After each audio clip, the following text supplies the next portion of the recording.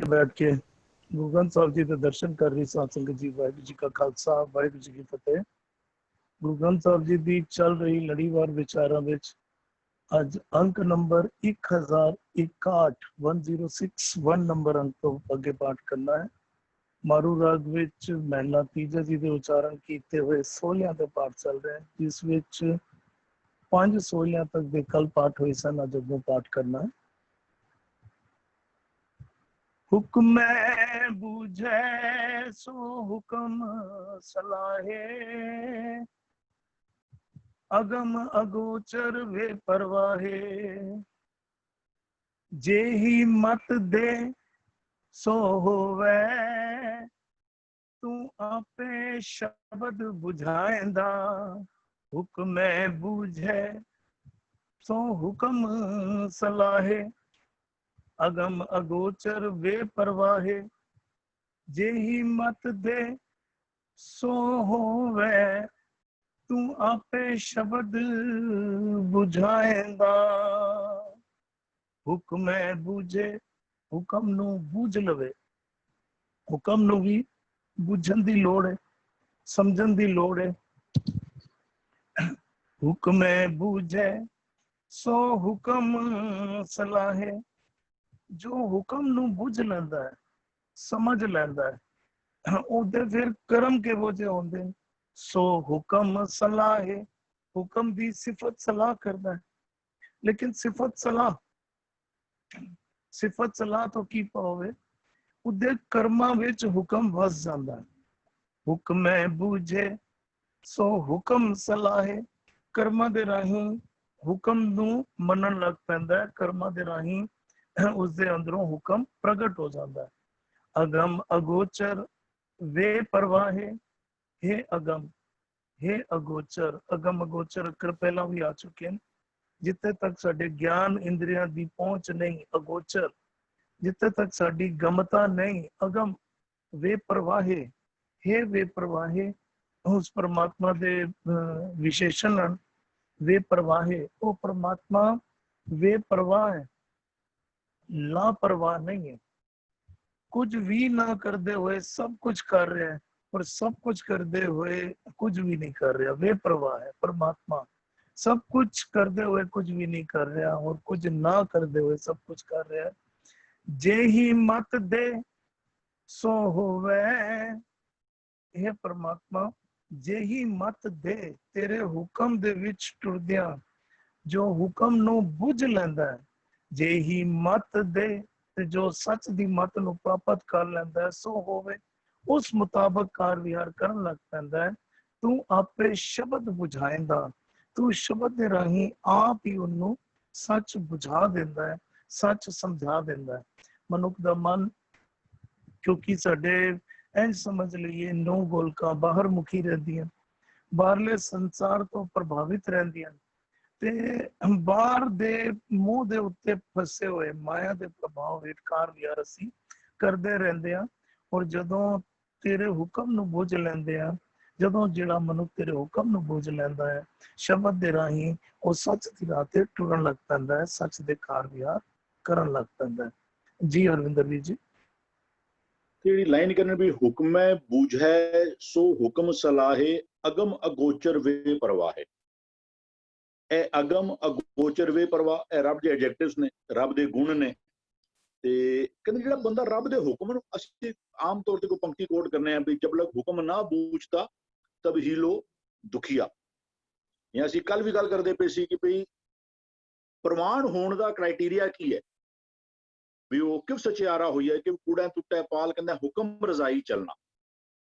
ਹੁਕਮਾਂ ਦੇ ਉੱਤੇ ਚੱਲਣਾ, ਹੁਕਮ ਦੇ ਆਧਾਰ ਦੇ ਉੱਤੇ ਆਪਣੇ ਜੀਵਨ ਨੂੰ ਪੇਸ਼ ਕਰਨਾ ਹੀ ਇੱਕੋ ਇੱਕ ਸਾਧਨ ਹੈ ਰੱਬ ਦੀ ਦਰਗਾਹ ਵਿੱਚ ਪ੍ਰਵਾਨਗੀ ਦਾ। ਕਹਿੰਦੇ ਕਿ ਹੁਕਮ, ਜੇ ਹੁਕਮ ਦੇ ਉੱਤੇ ਚੱਲਣਾ ਹੀ ਉਹ ਰਾਹਦਾਰੀ ਹੈ ਸਾਡੇ ਵਾਸਤੇ, ਤੇ ਫਿਰ ਹੁਕਮ ਨੂੰ ਬੁਝਣਾ ਵੀ ਪਏਗਾ ਨਾ। ਕਿਉਂਕਿ ਕਈ ਬੰਦੇ ਰੱਬੀ ਹੁਕਮ ਸਮਝ ਕਈ ਐਸੇ ਕਰਮ ਕਾਂਡ ਵੀ करे ਜਾਂਦੇ ਪਏ ਨੇ ਜੋ ਜਿਹਦਾ ਕੋਈ ਫਾਇਦਾ ਹੈ ਨਹੀਂ। ਕਹਿੰਦਾ ਜਿਸ ਬੰਦੇ ਨੂੰ, ਜਿਹੜਾ ਬੰਦਾ ਹੁਕਮਾਂ ਨੂੰ ਬੁਝ ਲੈਂਦਾ ਹੈ ਨਾ, ਫਿਰ ਉਹ ਹੁਕਮਾਂ ਦੀ ਸਿਫਤ ਕਰਦਾ ਹੈ।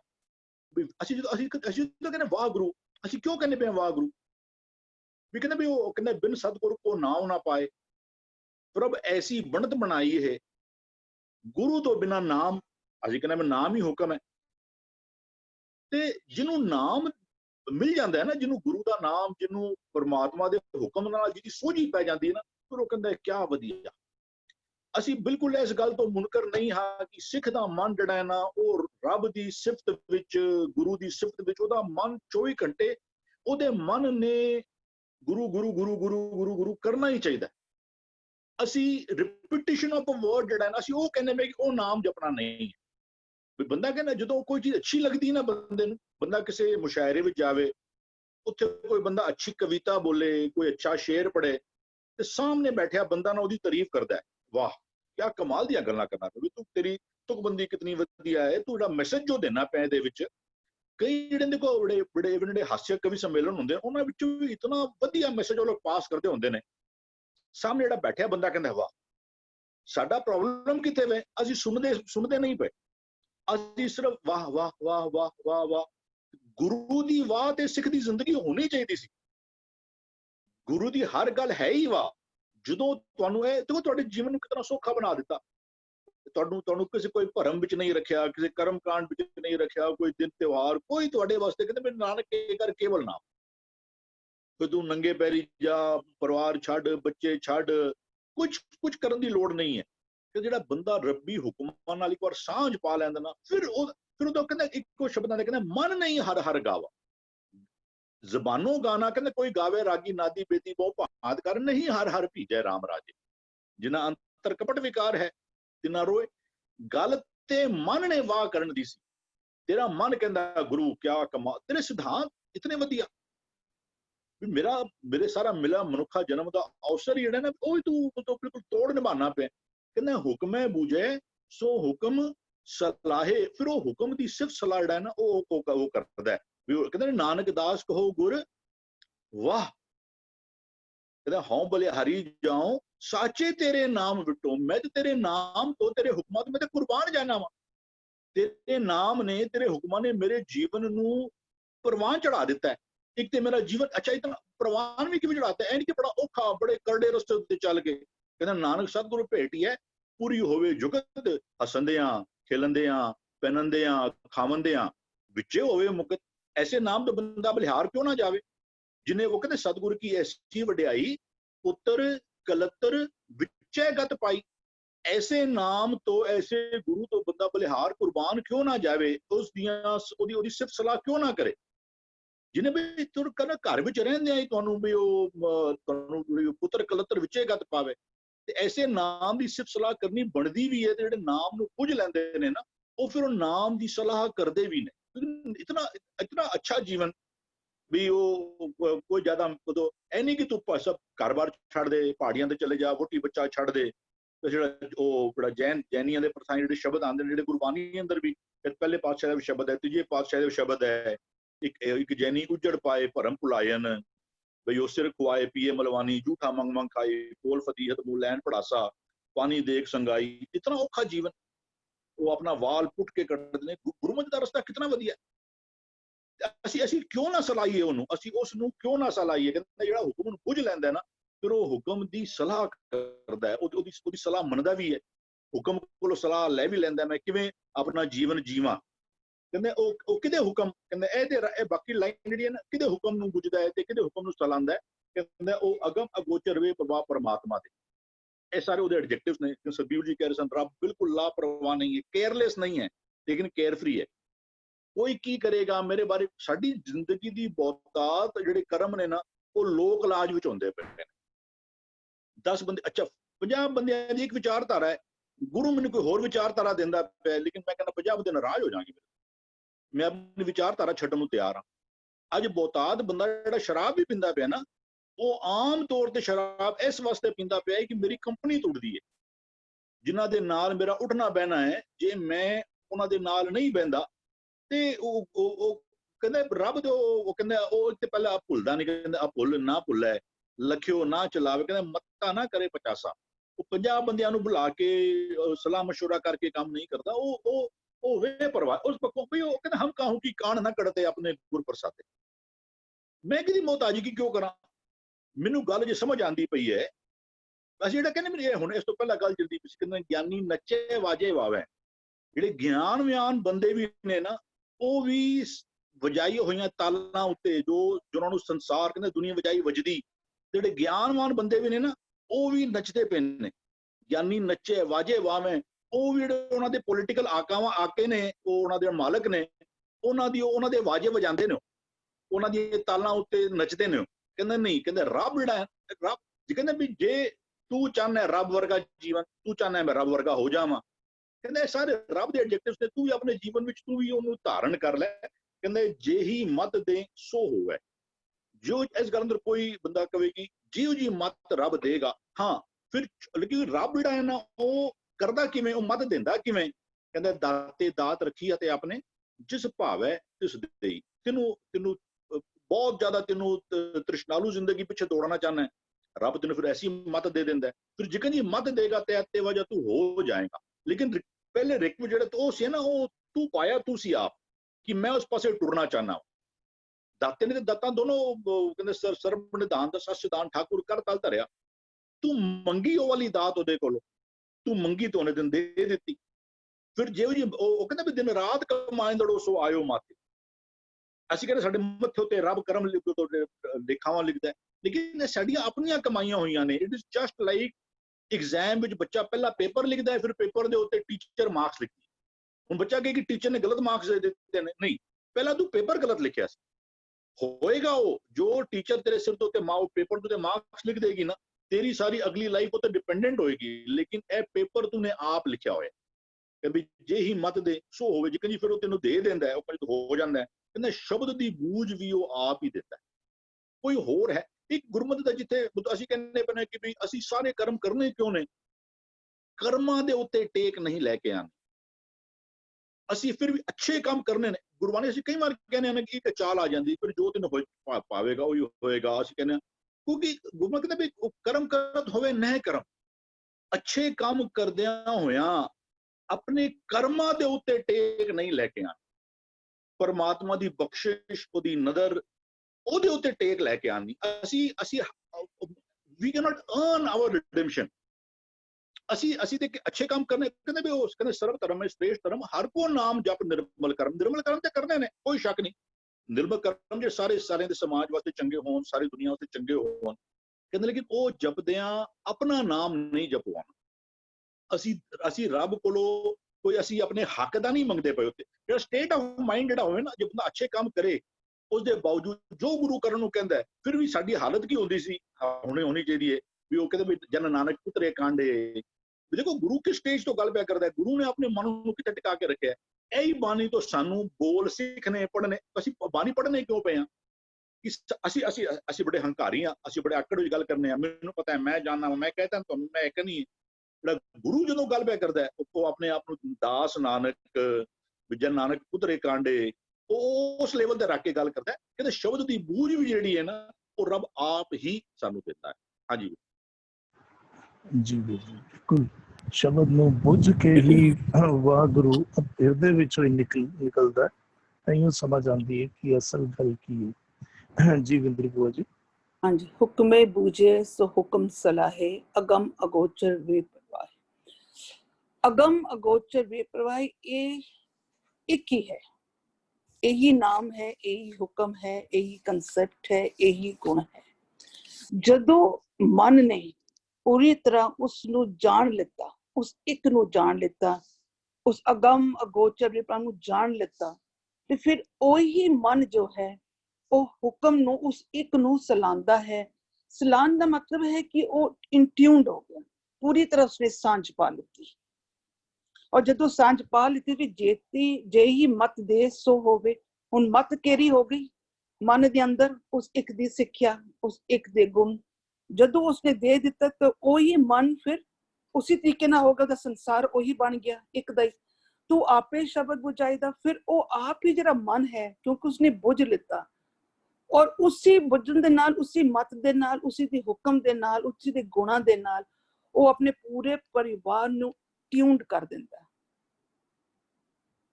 हाँ जी जी बिल्कुल, हाँ, ट्यून्ड कर दिंदा। हुक्मे बूझे सो हुक्म सलाहे, बिल्कुल बड़ी खूबसूरती नाल आप जी ने जो अक्षर इस्तेमाल किए हैं। ਇਹਨੂੰ ਇੰਝ ਸਮਝਣਾ ਕਰੀਏ ਨਾ, ਜਿਹਨੂੰ ਚਾਨਣ ਹੋ ਗਿਆ ਜਿਹਦੇ ਹਿਰਦੇ ਵਿੱਚ, ਉਹਨੇ ਚਾਨਣ ਵਿੱਚ ਜੀਣਾ ਸ਼ੁਰੂ ਕਰ ਦਿੱਤਾ। ਅਕਸਰ ਨਹੀਂ ਤੇ ਅੰਧੇਰੇ ਦੇ ਵਿੱਚ ਹੀ ਕਾਰ ਵਿਹਾਰ ਅਸੀਂ ਕਰਦੇ ਰਹਿੰਦੇ ਹਾਂ। ਮਾਇਆ ਦੇ ਪ੍ਰਭਾਵ ਹੇਠ ਜੀਣਾ ਮਤਲਬ ਅੰਧੇਰੇ ਵਿੱਚ ਜੀਣਾ, ਤੇ ਸੱਚ ਦੇ ਗਿਆਨ ਵਿੱਚ ਕਾਰ ਵਿਹਾਰ ਕਰਨਾ ਮਤਲਬ ਚਾਨਣ ਵਿੱਚ ਜੀਣਾ। ਬਿਲਕੁਲ ਟਿਊਨਡ ਹੋ ਗਿਆ, ਬਿਲਕੁਲ ਉसी मुताबिक बड़ी खूबसूरत अक्कर आपने इस्तेमाल किए। जी सुखविंदर जी। हाँ जी ਵੀਰ ਜੀ।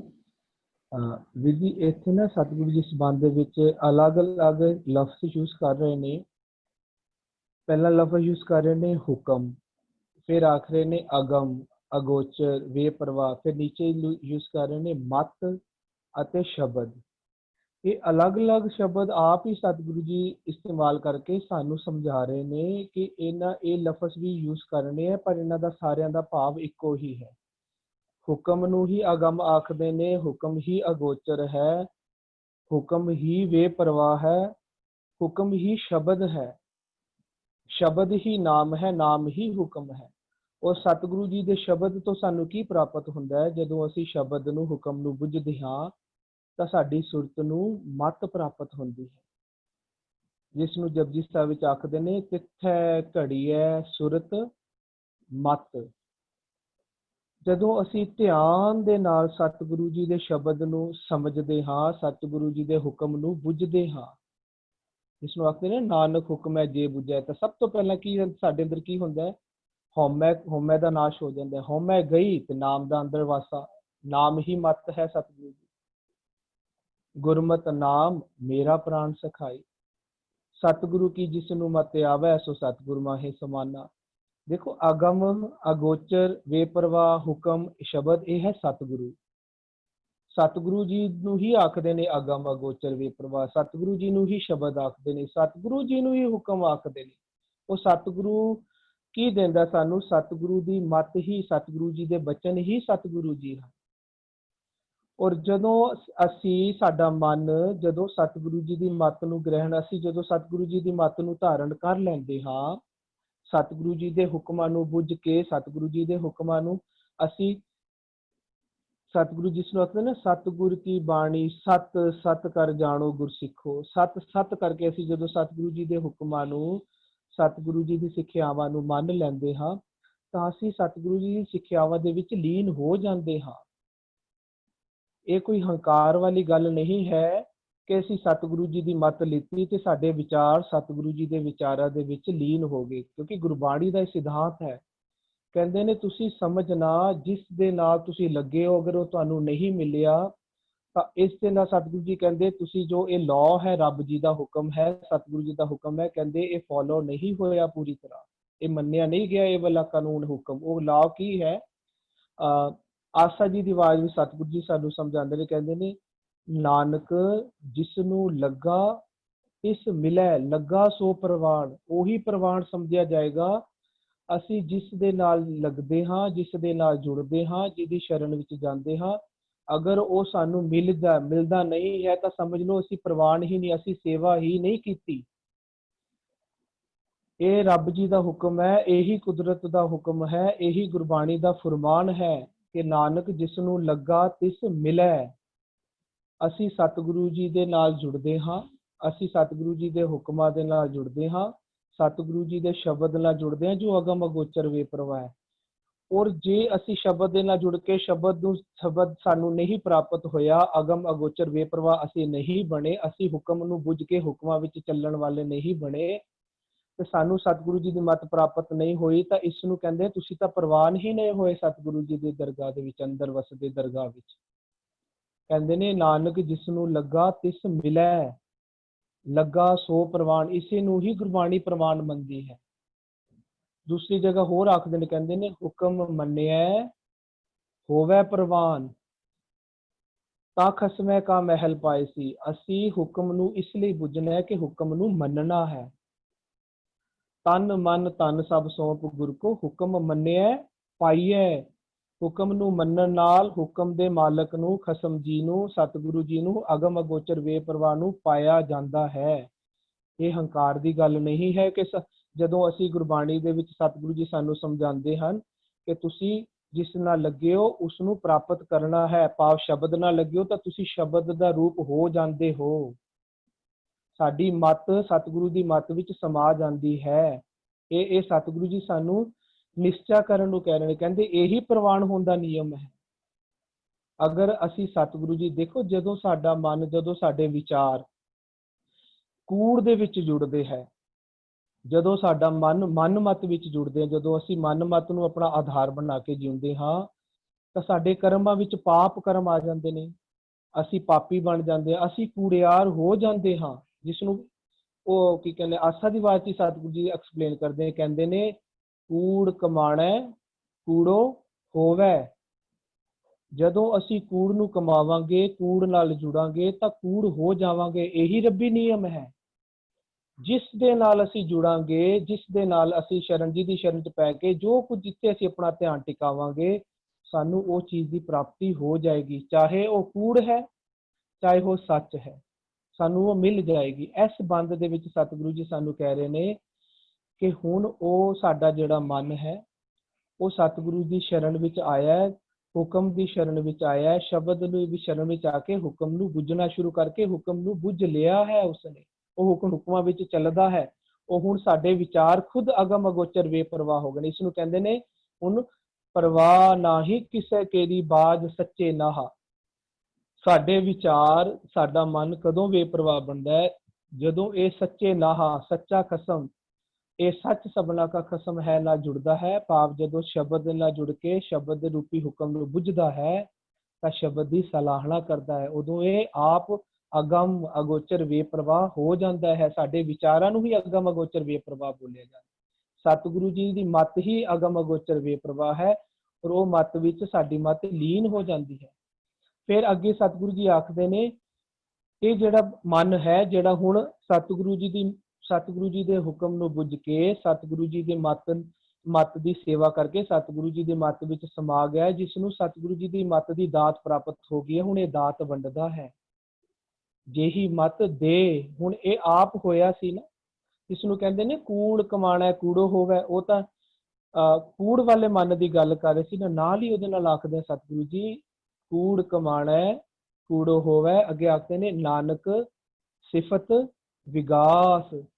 ਤੇ ਜਿਹੜਾ ਜਦੋਂ ਅਸੀਂ ਸਿਫਤਾਂ ਨਾਲ, ਸਤਿਗੁਰੂ ਰੱਬੀ ਸਿਫਤਾਂ ਨਾਲ, ਸ਼ਬਦ ਦੀ ਸਿਫਤਾਂ ਨਾਲ, ਹੁਕਮ ਦੀਆਂ ਸਿਫਤਾਂ ਨਾਲ ਜੁੜਦੇ ਹਾਂ ਤਾਂ ਸਾਡੇ ਅੰਦਰ ਵਿਗਾਸ ਵੀ ਪੈਦਾ ਹੁੰਦਾ ਹੈ। ਅਸੀਂ ਵਿਗਾਸ ਵੀ ਧਾਰਨ ਕਰ ਲੈਂਦੇ, ਜਿਸ ਨੂੰ ਕਹਿੰਦੇ ਨੇ ਨਾਨਕ ਭਗਤਾਂ ਸਦਾ ਵਿਗਾਸ। ਜਦੋਂ ਅਸੀਂ ਸੱਚ ਨਾਲ ਜੁੜਦੇ ਹਾਂ ਤਾਂ ਸਾਡੇ ਜਿਹੜੇ ਵਿਚਾਰ ਨੇ ਉਹ ਸੱਚੇ ਬਣ ਜਾਂਦੇ ਹਨ। ਉਸੇ ਨੂੰ ਵੀ ਕਹਿੰਦੇ ਨੇ ਸਚਿਆਰਾ। ਜਦੋਂ ਅਸੀਂ ਕੂੜ ਨਾਲ ਜੁੜਦੇ ਹਾਂ ਤਾਂ ਸਾਡਾ ਮਨ ਕੂੜ ਰਾਜਾ ਬਣ ਜਾਂਦਾ ਹੈ, ਤੇ ਸਾਡੀ ਜਿਹੜੀ ਅੰਦਰਲੀ ਕੁਦਰਤ ਹੁੰਦੀ ਹੈ ਉਹ ਕੂੜ ਸਭ ਸੰਸਾਰ ਬਣ ਜਾਂਦਾ ਹੈ। ਜਦੋਂ ਸਾਡਾ ਮਨ ਸੱਚ ਨਾਲ ਜੁੜਦਾ ਹੈ, ਸੱਚ ਨੂੰ ਧਿਆਉਂਦਾ, ਤੇ ਉਸ ਨੂੰ ਆਖਦੇ ਨੇ ਨਾਨਕ ਸੱਚ ਧਿਆਇਨ ਸੱਚ। ਸਾਡਾ ਮਨ ਸੱਚਿਆਰ ਵੀ ਬਣ ਜਾਂਦਾ, ਭਾਵ ਸਾਡੇ ਵਿਚਾਰ ਸੱਚੇ ਬਣ ਜਾਂਦੇ ਹਨ, ਸੱਚੇ ਹੋ ਜਾਂਦੇ ਹਨ। ਫਿਰ ਸਾਡੀ ਮੱਤ, ਇਹ ਰੱਬੀ ਹੁਕਮ ਹੈ। ਇਹ ਰੱਬੀ ਹੁਕਮ ਰੱਬ ਜੀ ਨੇ ਆਪ ਜੋ ਸਾਡੇ ਅੰਦਰ ਬੈਠੇ ਨੇ, ਜੋ ਘਟ ਘਟ ਮੈਂ ਹਰਜੂ ਵਸਿਆ ਹੈ, ਉਸਨੇ ਆਪ ਹੀ ਇਹ ਹੁਕਮ ਬਣਾਇਆ ਹੈ ਕਿ ਮਨ ਜੋ ਤੂੰ ਹੋਵੇਗਾ ਉਹ ਤੂੰ ਵੰਡੇਗਾ।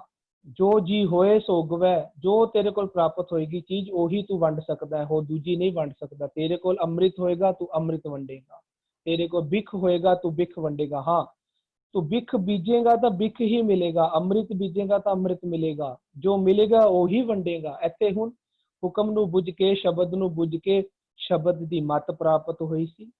ਹੁਣ ਮਨ ਆਪਣੇ ਅੰਦਰ ਵਾਲੇ ਜੀਵ ਜਨਤਾ ਨੂੰ ਵੀ ਸ਼ਬਦ ਬੁਝਾ ਰਿਹਾ ਹੈ। ਸਾਡੀ ਮੱਤ ਹੁਣ ਦੂਸਰਿਆਂ ਨੂੰ ਵੀ ਸਤਿਗੁਰੂ ਦੀ ਮੱਤ ਹੀ ਦਿੰਦੀ ਹੈ। ਇਹ ਉੱਥੇ ਕਹਿ ਰਹੇ ਕਿਉਂ ਦਿੰਦੀ ਹੈ? ਕਿਉਂਕਿ ਹੋਵੇ ਜਿਹੀ ਮੱਤ ਦੇ ਸੋ ਹੋਵੇ। ਇਹ ਪਹਿਲਾਂ ਆਪ ਹੋਇਆ ਸੀ, ਇਹ ਸਚਿਆਰ ਬਣਿਆ ਸੀ, ਸਚਿਆਰ ਹੋਇਆ ਸੀ। ਕਿ ਸਚਿਆਰਾ ਹੋਈ ਹੈ, ਹੋ ਗਿਆ ਸੀ, ਤੇ ਹੁਣ ਇਹ ਦੂਸਰਿਆਂ ਨੂੰ ਵੀ ਸਚਿਆਰ ਮੱਤ ਦੇ ਰਿਹਾ ਹੈ। ਕਿ ਸਚਿਆਰਾ ਹੋਈ ਹੈ ਦਾ ਮਤਲਬ ਹੈ ਸਚਿਆਰ, ਸਤਿਗੁਰੂ ਜੀ ਦੀ ਸਚਿਆਰ ਮੱਤ ਦਾ ਧਾਰਨੀ ਹੋਣਾ, ਉਹਨੂੰ ਕੀ ਸਚਿਆਰਾ ਹੋਣਾ ਆਖਦੇ ਨੇ। ਸਤਿਗੁਰੂ ਜੀ ਦੇ ਵਿਚਾਰਾਂ ਨੂੰ ਧਾਰਨ ਕਰਨਾ ਹੀ ਸਚਿਆਰ ਹੋਣਾ ਹੈ। ਔਰ ਫਿਰ ਇਹ ਮੱਤ ਦੂਜਿਆਂ ਨੂੰ ਦੇਣਾ, ਇਹ ਮੱਤ ਜਿਹੀ ਮੱਤ ਦੇ ਸੋ ਹੋਵੇ, ਤਾਂ ਕਿ ਦੂਸਰੇ ਵੀ ਉਹ ਸੱਚੀ ਮੱਤ ਧਾਰਨ ਕਰ ਸਕਣ। ਇਸੇ ਨੂੰ ਕਹਿ ਰਿਹਾ ਆਪੇ ਹੀ ਉਹ ਮਨ ਸ਼ਬਦ ਨੂੰ ਬੁਝਾ ਰਿਹਾ ਹੈ ਦੂਸਰਿਆਂ ਨੂੰ। ਹਾਂਜੀ जी जी जी, बहुत खूबसूरती नाल आप जी ने समझाना किया। ਹੁਕਮੇ ਬੂਝੇ, ਫਿਰ ਅੱਗੇ ਗੁਰੂ ਸਾਹਿਬ ਕਹਿ ਰਹੇ ਨੇ ਆਪੇ ਸ਼ਬਦ ਬੁਝਾਏਗਾ। ਹੁਕਮ ਨੂੰ ਸ਼ਬਦ ਦੇ ਰਾਹੀਂ ਬੁਝਿਆ ਜਾਂਦਾ ਹੈ। ਵੀਰ ਜੀ ਥੋੜਾ ਜਿਹਾ ਇੱਕ ਅੱਧਾ ਮਿੰਟ ਹੋਰ ਲਗਾ ਕੇ ਹੁਕਮ ਬਾਰੇ ਥੋੜਾ ਜਿਹਾ ਵਿਚਾਰ ਹੋਰ ਦੇ ਦਿਓ। ਵੀਰ ਜੀ ਸ਼ਬਦ ਨੂੰ, ਨਾਮ ਨੂੰ ਹੀ ਹੁਕਮ ਆਖਿਆ ਜਾਂਦਾ ਹੈ। ਇਹ ਲਫ਼ਜ਼ ਅਲੱਗ-ਅਲੱਗ ਯੂਜ਼ ਕੀਤੇ ਜਾ ਰਹੇ ਹਨ, ਸਤਿਗੁਰੂ ਜੀ ਨੇ ਆਪ ਹੀ ਯੂਜ਼ ਕੀਤਾ। ਇੱਕ ਜਗ੍ਹਾ ਸਤਿਗੁਰੂ ਜੀ ਕਹਿੰਦੇ ਨੇ ਹੁਕਮ ਹੈ ਅੰਦਰ ਸਭ ਕੋ, ਬਾਹਰ ਹੁਕਮ ਨਾ ਕੋਏ। ਫਿਰ ਨਾਲ ਹੀ ਆਪ ਕਹਿੰਦੇ ਨੇ ਅੱਛਾ ਹੁਕਮ ਵਿੱਚ ਸਭ ਕੁਝ, ਫਿਰ ਕਹਿੰਦੇ ਨੇ ਹੁਣ ਇੱਕੋ ਨਾਮ ਹੁਕਮ ਹੈ, ਨਾਮ ਨੂੰ ਹੀ ਹੁਕਮ ਸਮਝਣਾ, ਨਾਮ ਨੂੰ ਹੀ ਪ੍ਰਭ ਸਮਝਣਾ। ਔਰ ਕਹਿੰਦੇ ਨੇ ਹੁਕਮ ਮੰਨਿਆ ਹੋਵੇ ਪ੍ਰਵਾਨ ਤਾਂ ਖਸਮੈ ਕਾ ਮਹਿਲ ਪਾਇਸੀ। ਕਹਿੰਦੇ ਜੋ ਸਤਿਗੁਰੂ ਜੀ ਗੁਰਬਾਣੀ ਦੇ ਵਿੱਚ ਸਾਨੂੰ ਹੁਕਮ ਕਰ ਰਹੇ ਹਨ, ਜੋ ਸਿੱਖਿਆਵਾਂ ਦੇ ਰਹੇ ਹਨ, ਜੋ ਮੱਤ ਦੇ ਰਹੇ ਹਨ, ਜੋ ਸਾਨੂੰ ਬਾਣੀ ਬਚਨ ਬੋਲ ਰਹੇ ਹਨ, ਇਹ ਹੁਕਮ ਕਰ ਰਹੇ ਹਨ। ਸਤਿਗੁਰੂ ਦੇ ਬਚਨ ਹੀ ਸਤਿਗੁਰੂ ਜੀ ਹਨ, ਭਾਵ ਸਤਿਗੁਰੂ ਜੀ ਦੇ ਹੁਕਮ ਹੀ ਸਤਿਗੁਰੂ ਜੀ ਹਨ, ਸਤਿਗੁਰੂ ਜੀ ਦੀ ਸਿੱਖਿਆਵਾਂ ਹੀ ਸਤਿਗੁਰੂ ਜੀ ਦੇ ਹੁਕਮ ਹਨ। ਜੋ ਸਿੱਖਿਆਵਾਂ ਦਿੰਦੇ ਹਨ ਇਹੀ ਸਤਿਗੁਰੂ ਜੀ ਦਾ ਹੁਕਮ ਹੈ। ਤੇ ਜਦੋਂ ਅਸੀਂ ਸਿੱਖਿਆਵਾਂ ਤੇ ਚੱਲਦੇ ਹਾਂ ਇਸ ਨੂੰ ਕਹਿੰਦੇ ਨੇ ਹੁਕਮ ਚੱਲੈ। ਤੇ ਜਦੋਂ ਅਸੀਂ ਹੁਕਮ ਵਿੱਚ ਚੱਲਦੇ ਹਾਂ ਕਹਿੰਦੇ ਨੇ ਹੁਕਮ ਰਜ਼ਾਈ ਚੱਲਣਾ, ਨਾਨਕ ਲਿਖਿਆ ਨਾਲ ਕੀ ਹੋ ਜਾਏਗਾ, ਸਚਿਆਰਾ ਹੋ ਜਾਏਗਾ, ਹਨਾ। ਤੇ ਜਦੋਂ ਅਸੀਂ ਹੁਕਮ ਨੂੰ ਹੀ ਪ੍ਰਮਾਤਮਾ ਆਖਦੇ ਤੇ ਇਹ ਸਾਡਾ ਮਨ ਹੁਕਮ ਤੇ ਚੱਲਦਾ ਹੈ, ਜਾਂ ਸਾਡਾ ਮਨ ਹੁਕਮ ਤੇ ਚੱਲਦਾ ਹੈ ਤੇ ਜਾਂ ਹੁਕਮ ਤੇ ਨਹੀਂ ਚੱਲਦਾ। ਹੁਕਮ ਤੇ ਨਹੀਂ ਚੱਲਣ ਕਰਕੇ ਕੂੜਿਆਰ ਹੋ ਜਾਂਦਾ, ਹੁਕਮ ਤੇ ਚੱਲਣ ਕਰਕੇ ਸਚਿਆਰ ਹੋ ਜਾਂਦਾ। ਸਤਿਗੁਰੂ ਵੀਰ ਜੀ ਜੀ ਹਾਂਜੀ ਇੱਕ ਚੀਜ਼ ਹੋਰ ਕਲੀਅਰ ਕਰਨਾ ਜ਼ਰੂਰ, ਹਾਂਜੀ ਕਿਉਂਕਿ ਹੁਕਮ ਨੂੰ ਜਿਸ ਤਰ੍ਹਾਂ ਦੁਨਿਆਵੀ ਤੌਰ ਤੇ ਹੁਕਮ ਨੂੰ ਲਿਆ ਜਾਂਦਾ ਹੈ ਨਾ, ਤਾਂ ਉਹਨੂੰ ਆਰਡਰ ਦੇ ਰੂਪ ਵਿੱਚ ਲਿੱਤਾ ਜਾਂਦਾ ਹੈ ਕਿ ਇਹ ਹਾਂ ਆਰਡਰ ਹੋ ਗਿਆ। ਲੇਕਿਨ ਪਰਮਾਤਮਾ ਦਾ ਹੁਕਮ ਆਰਡਰ ਦੇ ਰੂਪ ਵਿੱਚ ਕਿਸ ਤਰ੍ਹਾਂ ਅਸੀਂ ਉਹਨੂੰ ਕੰਪੇਅਰ ਕਰਾਂਗੇ, ਇਹਨੂੰ ਥੋੜਾ ਜਿਹਾ ਖੋਲਿਆ ਜਾਏ। ਵੀਰ ਜੀ ਜਿਹੜਾ ਪਰਮਾਤਮਾ ਦੇ ਹੁਕਮ ਚੱਲਦੇ ਨੇ ਇਹ ਹੁਕਮਾਂ ਨੂੰ ਨਿਯਮ ਵੀ ਆਖਦੇ ਨੇ, ਲੌਜ਼ ਵੀ ਆਖਦੇ ਨੇ, ਤੇ ਸਤਿਗੁਰੂ ਜੀ ਦਾ ਫੁਰਮਾਨ ਵੀ ਆਖਦੇ ਨੇ। ਇਸ ਨੂੰ ਕਹਿੰਦੇ ਨੇ ਫੁਰਮਾਨ ਤੇਰਾ ਸਿਰੈ ਉੱਪਰ ਫਿਰ ਨਾ ਕਰਤ ਵਿਚਾਰ। ਜਿਹੜੇ ਅੰਦਰਲੀ ਸ੍ਰਿਸ਼ਟੀ ਦਾ ਜਿਹੜਾ ਸਾਡੇ ਮਨ ਹੈ ਨਾ ਵਿੱਚ ਹੀ, ਉੱਥੇ ਸਤਿਗੁਰੂ ਜੀ ਦਾ ਹੁਕਮ ਸਰੂਪ ਸਤਿਗੁਰੂ ਜੀ ਆਪ ਬੈਠੇ ਨੇ। ਸਤਿਗੁਰੂ ਜੀ ਜੋ ਮੱਤ ਦਿੰਦੇ ਨੇ ਉਹ ਸਤਿਗੁਰੂ ਜੀ ਦੇ ਹੁਕਮ ਹੈ, ਸਤਿਗੁਰੂ ਜੀ ਦਾ ਫੁਰਮਾਨ ਹੈ। ਲੇਕਿਨ ਅੰਦਰ ਵਸਦੇ ਮਨ ਨੂੰ ਆਜ਼ਾਦ ਕੀਤਾ ਹੋਇਆ। ਇਹ ਸਾਨੂੰ ਆਜ਼ਾਦੀ ਕਿਉਂ ਮਿਲੀ ਹੋਈ ਹੈ? ਸਾਡੇ ਤੇ ਜ਼ਬਰਦਸਤੀ ਹੁਕਮ ਲਾਗੂ ਨਹੀਂ ਕਰਦੇ ਸਤਿਗੁਰੂ ਜੀ। ਸਤਿਗੁਰੂ ਜੀ ਕਹਿੰਦੇ ਨੇ ਮੈਂ ਅੰਦਰ ਤੇਰੇ ਨਾਲ ਵਸ ਰਿਹਾ ਔਰ ਵਰਤੇਗਾ ਹੁਕਮ ਮੇਰਾ ਹੀ। ਅਗਰ ਤੂੰ ਮੇਰੇ ਤੋਂ ਮਤ ਲੈ ਕੇ ਆਪਣਾ ਹੁਕਮ, ਸਤਿਗੁਰੂ ਜੀ ਨੇ ਕੀ ਵਰਤਾਇਆ ਕਿ ਅੰਦਰ ਵਸਦੇ ਸੰਸਾਰ ਦਾ ਖਸਮ ਮਨ ਨੂੰ ਬਣਾਇਆ ਹੈ, ਰਾਜਾ ਮਨ ਨੂੰ ਬਣਾਇਆ ਕਿ ਅੰਦਰ ਵਸਦੇ ਸੰਸਾਰ ਨੂੰ ਤੂੰ ਚਲਾਣਾ ਹੈ। ਚਲਾਣਾ ਕਿਸ ਤਰ੍ਹਾਂ ਹੈ? ਤੂੰ ਆਪਣੀ ਮਰਜ਼ੀ ਨਾਲ ਚਲਾਣਾ ਹੈ। ਹਾਂ, ਤੂੰ ਅੰਦਰ ਵਸਦੇ ਰੱਬ ਜੀ ਕਹਿੰਦੇ ਨੇ ਤੂੰ ਮੇਰੇ ਤੋਂ ਮਤ ਲੈ ਕੇ ਚੱਲੇਗਾ ਤਾਂ ਤੇਰਾ ਸਾਰਾ ਸੰਸਾਰ ਸੱਚੀ ਤੇਰੀ ਸਿਫਤ ਹੋ ਜਾਏਗਾ, ਸੱਚਾ ਹੋ ਜਾਏਗਾ, ਸਾਰੇ ਸੁਖੀ ਵਸਣਗੇ ਤੇਰੇ ਅੰਦਰਲੇ ਜੀਵ, ਜਿਸ ਨੂੰ ਕਹਿੰਦੇ ਨੇ ਸੰਗੀ ਭਜੈ ਗੋਬਿੰਦ। ਤੈਨੂੰ ਵੀ ਆਨੰਦ ਦੀ ਪ੍ਰਾਪਤੀ ਹੋਏਗੀ, ਤੇਰੇ ਸੰਗੀ ਸਾਥੀਆਂ ਨੂੰ ਵੀ ਆਨੰਦ ਦੀ ਪ੍ਰਾਪਤੀ, ਤੇਰਾ ਸਾਰਾ ਸੰਸਾਰ ਸੁਖੀ ਵਸੇਗਾ। ਤੇ ਕਹਿੰਦੇ ਜੇ ਤੂੰ ਆਪ ਦੁਖੀ ਹੋਏਗਾ, ਆਪਣੀ ਮਤ ਲਏਗਾ, ਹਰ ਕੋ ਨਾਮ ਬਿਨਾ ਚੱਲੇਗਾ ਤਾਂ ਤੂੰ ਖੁਦ ਦੁੱਖ ਪਾਵੇਂਗਾ। ਇਸ ਨੂੰ ਕਹਿੰਦੇ ਨੇ ਸਗਲ ਸ੍ਰਿਸ਼ਟ ਕੋ ਰਾਜਾ ਦੁਖੀਆ। ਤੂੰ ਖੁਦ ਦੁਖੀਆ ਹੋਏਗਾ ਤੇ ਸਾਰੀ ਸ੍ਰਿਸ਼ਟੀ ਵਿੱਚ ਵੀ ਦੁੱਖ ਵੰਡੇਗਾ, ਸਾਰੀ ਸ੍ਰਿਸ਼ਟੀ ਨੂੰ ਵੀ ਦੁਖੀ ਕਰੇਗਾ। ਪਰ ਉਹ ਸਾਰੀ ਸ੍ਰਿਸ਼ਟੀ ਨੂੰ ਦੁਖੀ ਦਾ ਕਾਰਨ ਹੋਏਗਾ ਤੂੰ, ਕਿਉਂਕਿ ਤੂੰ ਸਤਿਗੁਰੂ ਜੀ ਦੀ ਮੱਤ ਨਹੀਂ ਲਿੱਤੀ। ਅੰਦਰ ਵਸਦੇ ਰੱਬ ਜੀ ਅੰਦਰ ਵਸਦੇ ਪਏ ਨੇ, ਉਹ ਸਾਨੂੰ ਉਪਦੇਸ਼ ਦੇਣਗੇ, ਉਹ ਸਾਨੂੰ ਆਪਣੇ ਉਪਦੇਸ਼ ਦੀ ਸੋਝੀ ਦਿੰਦੇ ਨੇ। ਕਦੋਂ? ਜਦੋਂ ਅਸੀਂ ਉਹਨਾਂ ਦੀ ਉਪਦੇਸ਼ਾਂ ਨੂੰ ਮੰਨਦੇ ਹਾਂ, ਉਹਨਾਂ ਨੂੰ ਕਹਿੰਦੇ ਹਾਂ ਸਤਿਗੁਰੂ ਜੀ ਮੈਂ ਤੁਹਾਡੀ ਸ਼ਰਨ ਚ ਆਇਆ, ਮੈਨੂੰ ਤੁਸੀਂ, ਮੈਂ ਉਹ ਆਇਆ ਦੂਰੋਂ ਚੱਲ ਕੇ, ਮੈਂ ਤੱਕੀ ਤੋਂ ਸ਼ਰਣਾਏ ਜੀਓ, ਮੈਨੂੰ ਤੁਸੀਂ ਸੋਝੀ ਬਖਸ਼ੋ, ਮੇਰਾ ਸਭੋ ਦੁੱਖ ਤੁਸੀਂ ਗਵਾਓ ਜੀ, ਕਿਉਂਕਿ ਮੈਂ ਤੁਹਾਨੂੰ ਛੋੜ ਕੇ ਬਿਨ ਤੁਧ ਹੋਰ ਜੇ ਮੰਗਣਾ, ਮੈਂ ਤੁਹਾਡੇ ਤੋਂ ਤੁਹਾਡੀ ਮੱਤ ਨਹੀਂ ਮੰਗ ਰਿਹਾ ਸੀ। ਇਸ ਕਰਕੇ ਮੈਂ ਆਪਣੇ ਭਾਣੇ ਵਿੱਚ ਚੱਲ ਰਿਹਾ ਸੀ, ਆਪਣੇ ਭਾਣੇ ਸਦਾ ਖੁਆਰੀ ਸੀ, ਹਰ ਬਿਸਰਤ ਸਦਾ ਖੁਆਰੀ। ਅੰਦਰ ਵਸਦੇ ਰੱਬ ਜੀ ਨੂੰ ਤੋਂ ਪੁੱਛ ਕੇ ਚੱਲਣਾ ਇਹ ਸਾਡੀ ਮਰਜ਼ੀ ਹੈ, ਪੁੱਛ ਕੇ ਨਾ ਚੱਲਣਾ, ਆਪਣੀ ਮਨ ਦੇ ਮਤ ਦੇ ਮੁਤਾਬਕ ਚੱਲਣਾ, ਇਹ ਵੀ ਸਤਿਗੁਰੂ ਜੀ ਨੇ ਆਪ ਹੀ ਨਿਯਮ ਨੇ। ਵੀ ਅੰਦਰ ਵਸਦਾ ਮਨ ਹੈ ਨਾ ਜਿਹੜਾ ਅੰਦਰ, ਤੁਸੀਂ ਇਹ ਸਾਡੇ ਜਿਹੜੇ ਵਿਚਾਰ ਨੇ, ਤੁਸੀਂ ਆਪਣੀ ਮਰਜ਼ੀ ਨਾਲ ਚੱਲ ਸਕਦੇ ਹੋ। ਚਲੋਗੇ ਆਪਣੀ ਮਰਜ਼ੀ ਨਾਲ ਤਾਂ ਦੁਖੀ ਹੋਵੋਗੇ। ਬਿਨ ਤੁਧ ਹੋਰ ਜੇ ਮੰਗਣਾ ਮੰਗ ਸਕਦੇ ਹੋ, ਉਹੀ ਤੁਹਾਡੇ ਮਨ ਦੀ ਮਤ ਹੋ ਜਾਏਗੀ, ਤੁਸੀਂ ਉਹ ਚੱਲੋਗੇ ਦੁੱਖ ਪ੍ਰਾਪਤ ਕਰੋਗੇ। ਸਤਿਗੁਰੂ ਜੀ ਅੰਦਰ ਵਸਦੇ ਸਾਡੇ ਕੀ ਕਹਿੰਦੇ ਆ, ਸਾਡੇ ਮਨ ਨੂੰ ਜ਼ਬਰਦਸਤੀ ਹੁਕਮ ਨਹੀਂ ਥੋਪਦੇ। ਬਾਹਰ ਜਿਹੜਾ ਸ੍ਰਿਸ਼ਟੀ ਵਾਲਾ ਪਿਆਰਾ ਹੁਕਮ ਚੱਲ ਰਿਹਾ, ਜਿਹੜੇ ਸਾਡੇ ਖੰਡ ਬ੍ਰਹਿਮੰਡ, ਉਹ ਤਾਂ ਲਾਅ ਸਾਡੇ ਅੰਦਰ ਵੀ ਜਿਹੜਾ ਲਾਅ ਚੱਲ ਰਿਹਾ, ਸਾਡੇ ਅੰਦਰ ਆ ਜਿਹੜਾ ਟੈਂਪਰੇਚਰ ਦਾ ਜਾਂ ਹੋਰ ਬੋਡੀ ਵਿੱਚ ਸਾਡੇ ਜੋ ਸਾਡੀ ਬੋਡੀ ਬਣਦੀ ਹੈ, ਪੰਜ ਤੱਤ ਸਾਨੂੰ ਬਿਨਾਂ ਸਾਨੂੰ ਪਤਾ ਹੀ ਨਹੀਂ ਕਿਵੇਂ ਬਣਦੇ ਆ, ਕਿਸ ਤਰ੍ਹਾਂ ਬਣਦੇ ਆ, ਕਿਸ ਤਰ੍ਹਾਂ ਉਹ ਇਕੱਠੇ ਹੁੰਦੇ ਆ। ਬੂੰਦ ਤੋਂ ਕੀ ਕਹਿੰਦੇ ਬਿੰਦ ਤੇ ਖੂਨ ਤੋਂ ਕਿਵੇਂ ਸਾਡਾ ਸੰਸਾਰ ਇਹ ਹੁਕਮ ਵਿੱਚ ਬਣਦਾ ਹੈ। ਆ ਕੇ ਗੱਲ ਕਿੱਥੇ ਕਰਦੀ ਹੈ, ਸਾਡੇ ਵਿਚਾਰਾਂ ਵੱਲੋਂ ਸਾਨੂੰ ਆਜ਼ਾਦ ਕੀਤਾ ਹੋਇਆ ਹੈ, ਸਾਡੇ ਕਰਮਾਂ ਵੱਲੋਂ ਸਾਨੂੰ ਆਜ਼ਾਦ ਕੀਤਾ ਹੋਇਆ। ਅਸੀਂ ਚੰਗੇ ਅਮਲ ਕਰਨੇ ਆ ਕਿ ਮੰਦੇ ਅਮਲ ਕਰਨੇ, ਇਹ ਸਾਡੇ ਹੱਥ ਹੈ। ਹਾਂ, ਨਾਲ ਹੀ ਕਹਿੰਦੇ ਨੇ, ਕਹਿੰਦੇ ਮੰਦੇ ਅਮਲ ਕਰਿੰਦਿਆਂ ਇਹ ਸਜ਼ਾਏ ਤਿਨਾ, ਇਹ ਸਜ਼ਾ ਹੈ। ਅਸੀਂ ਖੁਦ ਸਜ਼ਾ ਨੂੰ ਪਸੰਦ ਕਰਦੇ ਹਾਂ, ਮੰਦੇ ਅਮਲਾਂ ਰੂਪੀ ਸਜ਼ਾ ਨੂੰ। ਮੰਦੇ ਅਮਲ ਕਰਨੇ ਹੈ ਸਾਡੀ ਮਰਜ਼ੀ, ਚੰਗੇ ਅਮਲ ਕਰਨੇ ਹੈ ਸਾਡੀ ਮਰਜ਼ੀ। ਚੰਗੇ ਅਮਲਾਂ ਵਿੱਚ ਰੱਬ ਜੀ ਆਪ ਆ ਕੇ ਵਸ ਜਾਂਦੇ ਹਨ। ਚੰਗੇ ਅਮਲ ਹੀ, ਚੰਗੇ ਅਮਲਾਂ ਰੂਪੀ ਅਮਲ ਨੂੰ ਹੀ ਰੱਬ ਜੀ ਦੇ ਸਿੱਖਿਆਵਾਂ ਦਾ ਅਮਲ ਆਖਦੇ ਨੇ। ਇਸੇ ਨੂੰ ਸਚਿਆਰ ਹੋਣਾ ਆਖਦੇ ਨੇ। ਅਮਲ ਨੂੰ ਧਰਤੀ ਕਹਿੰਦੇ ਨੇ, ਕਹਿੰਦੇ ਅਮਲ ਕਰ ਧਰਤੀ। ਬੁਰੇ ਅਮਲ ਸਾਡੇ ਪਾਤਾਲ, ਚੰਗੇ ਅਮਲ ਅਸੀਂ ਆਕਾਸ਼ ਵਿੱਚ, ਜਿਸ ਨੂੰ ਕਹਿੰਦੇ ਨੇ ਉੱਚੀ ਮੱਤ, ਉੱਚੇ ਉੱਪਰ ਉੱਚਾ ਨਾ। ਅਸੀਂ ਚੰਗੇ ਅਮਲਾਂ ਵਿੱਚ ਜੀਉਣਾ ਹੈ, ਮੰਦੇ ਅਮਲਾਂ ਨੂੰ ਹੀ ਸਜ਼ਾ ਦੁੱਖ ਕਹਿੰਦੇ ਨੇ, ਅਸੀਂ ਉਸ ਤੋਂ ਬਚਣਾ ਹੈ। ਹਾਂਜੀ ਵੀਰ ਜੀ ਵੀਰ ਜੀ, ਬੜੇ ਅੱਛੀ ਤਰੀਕੇ ਨਾਲ ਐਕਸਪਲੇਨ ਕੀਤਾ। ਕਿਉਂਕਿ ਹੁਕਮ ਨੂੰ ਲੈ ਕੇ ਕਈ ਵਾਰੀ ਬੜੇ ਭੁਲੇਖੇ ਆ ਜਾਂਦੇ ਕਿ ਸ਼ਾਇਦ ਪਰਮਾਤਮਾ ਸਿਰਫ ਹੁਕਮ ਵਿੱਚ ਹੀ ਤੋਰ ਰਿਹਾ, ਕੋਈ ਚੰਗਾ ਤੇ ਕੋਈ ਭੈੜਾ ਜਿਹੜਾ ਬਣ ਰਿਹਾ ਉਸਦੇ ਬਿਲਕੁਲ ਹੁਕਮ ਵਿੱਚ ਹੀ ਹੈ, ਲੇਕਿਨ ਆਪਣੇ ਕਰਮਾਂ ਦੀ ਵਜ੍ਹਾ ਕਰਕੇ ਕੋਈ ਚੰਗਾ ਬਣ ਗਿਆ ਤੇ ਕੋਈ ਉਸਦੇ ਅਮਲਾਂ ਤੇ ਨਾ ਟੁਰਨ ਦੀ ਵਜ੍ਹਾ ਕਰਕੇ ਭੈੜਾ ਬਣ ਗਿਆ। ਅੰਦਿਨ ਅਰਜ਼ਾ ਛਿਜਦੀ ਜਾਏ, ਰਹਿਣ ਦਿਨਸ ਦੋਏ ਸਾਖੀ ਆਏ।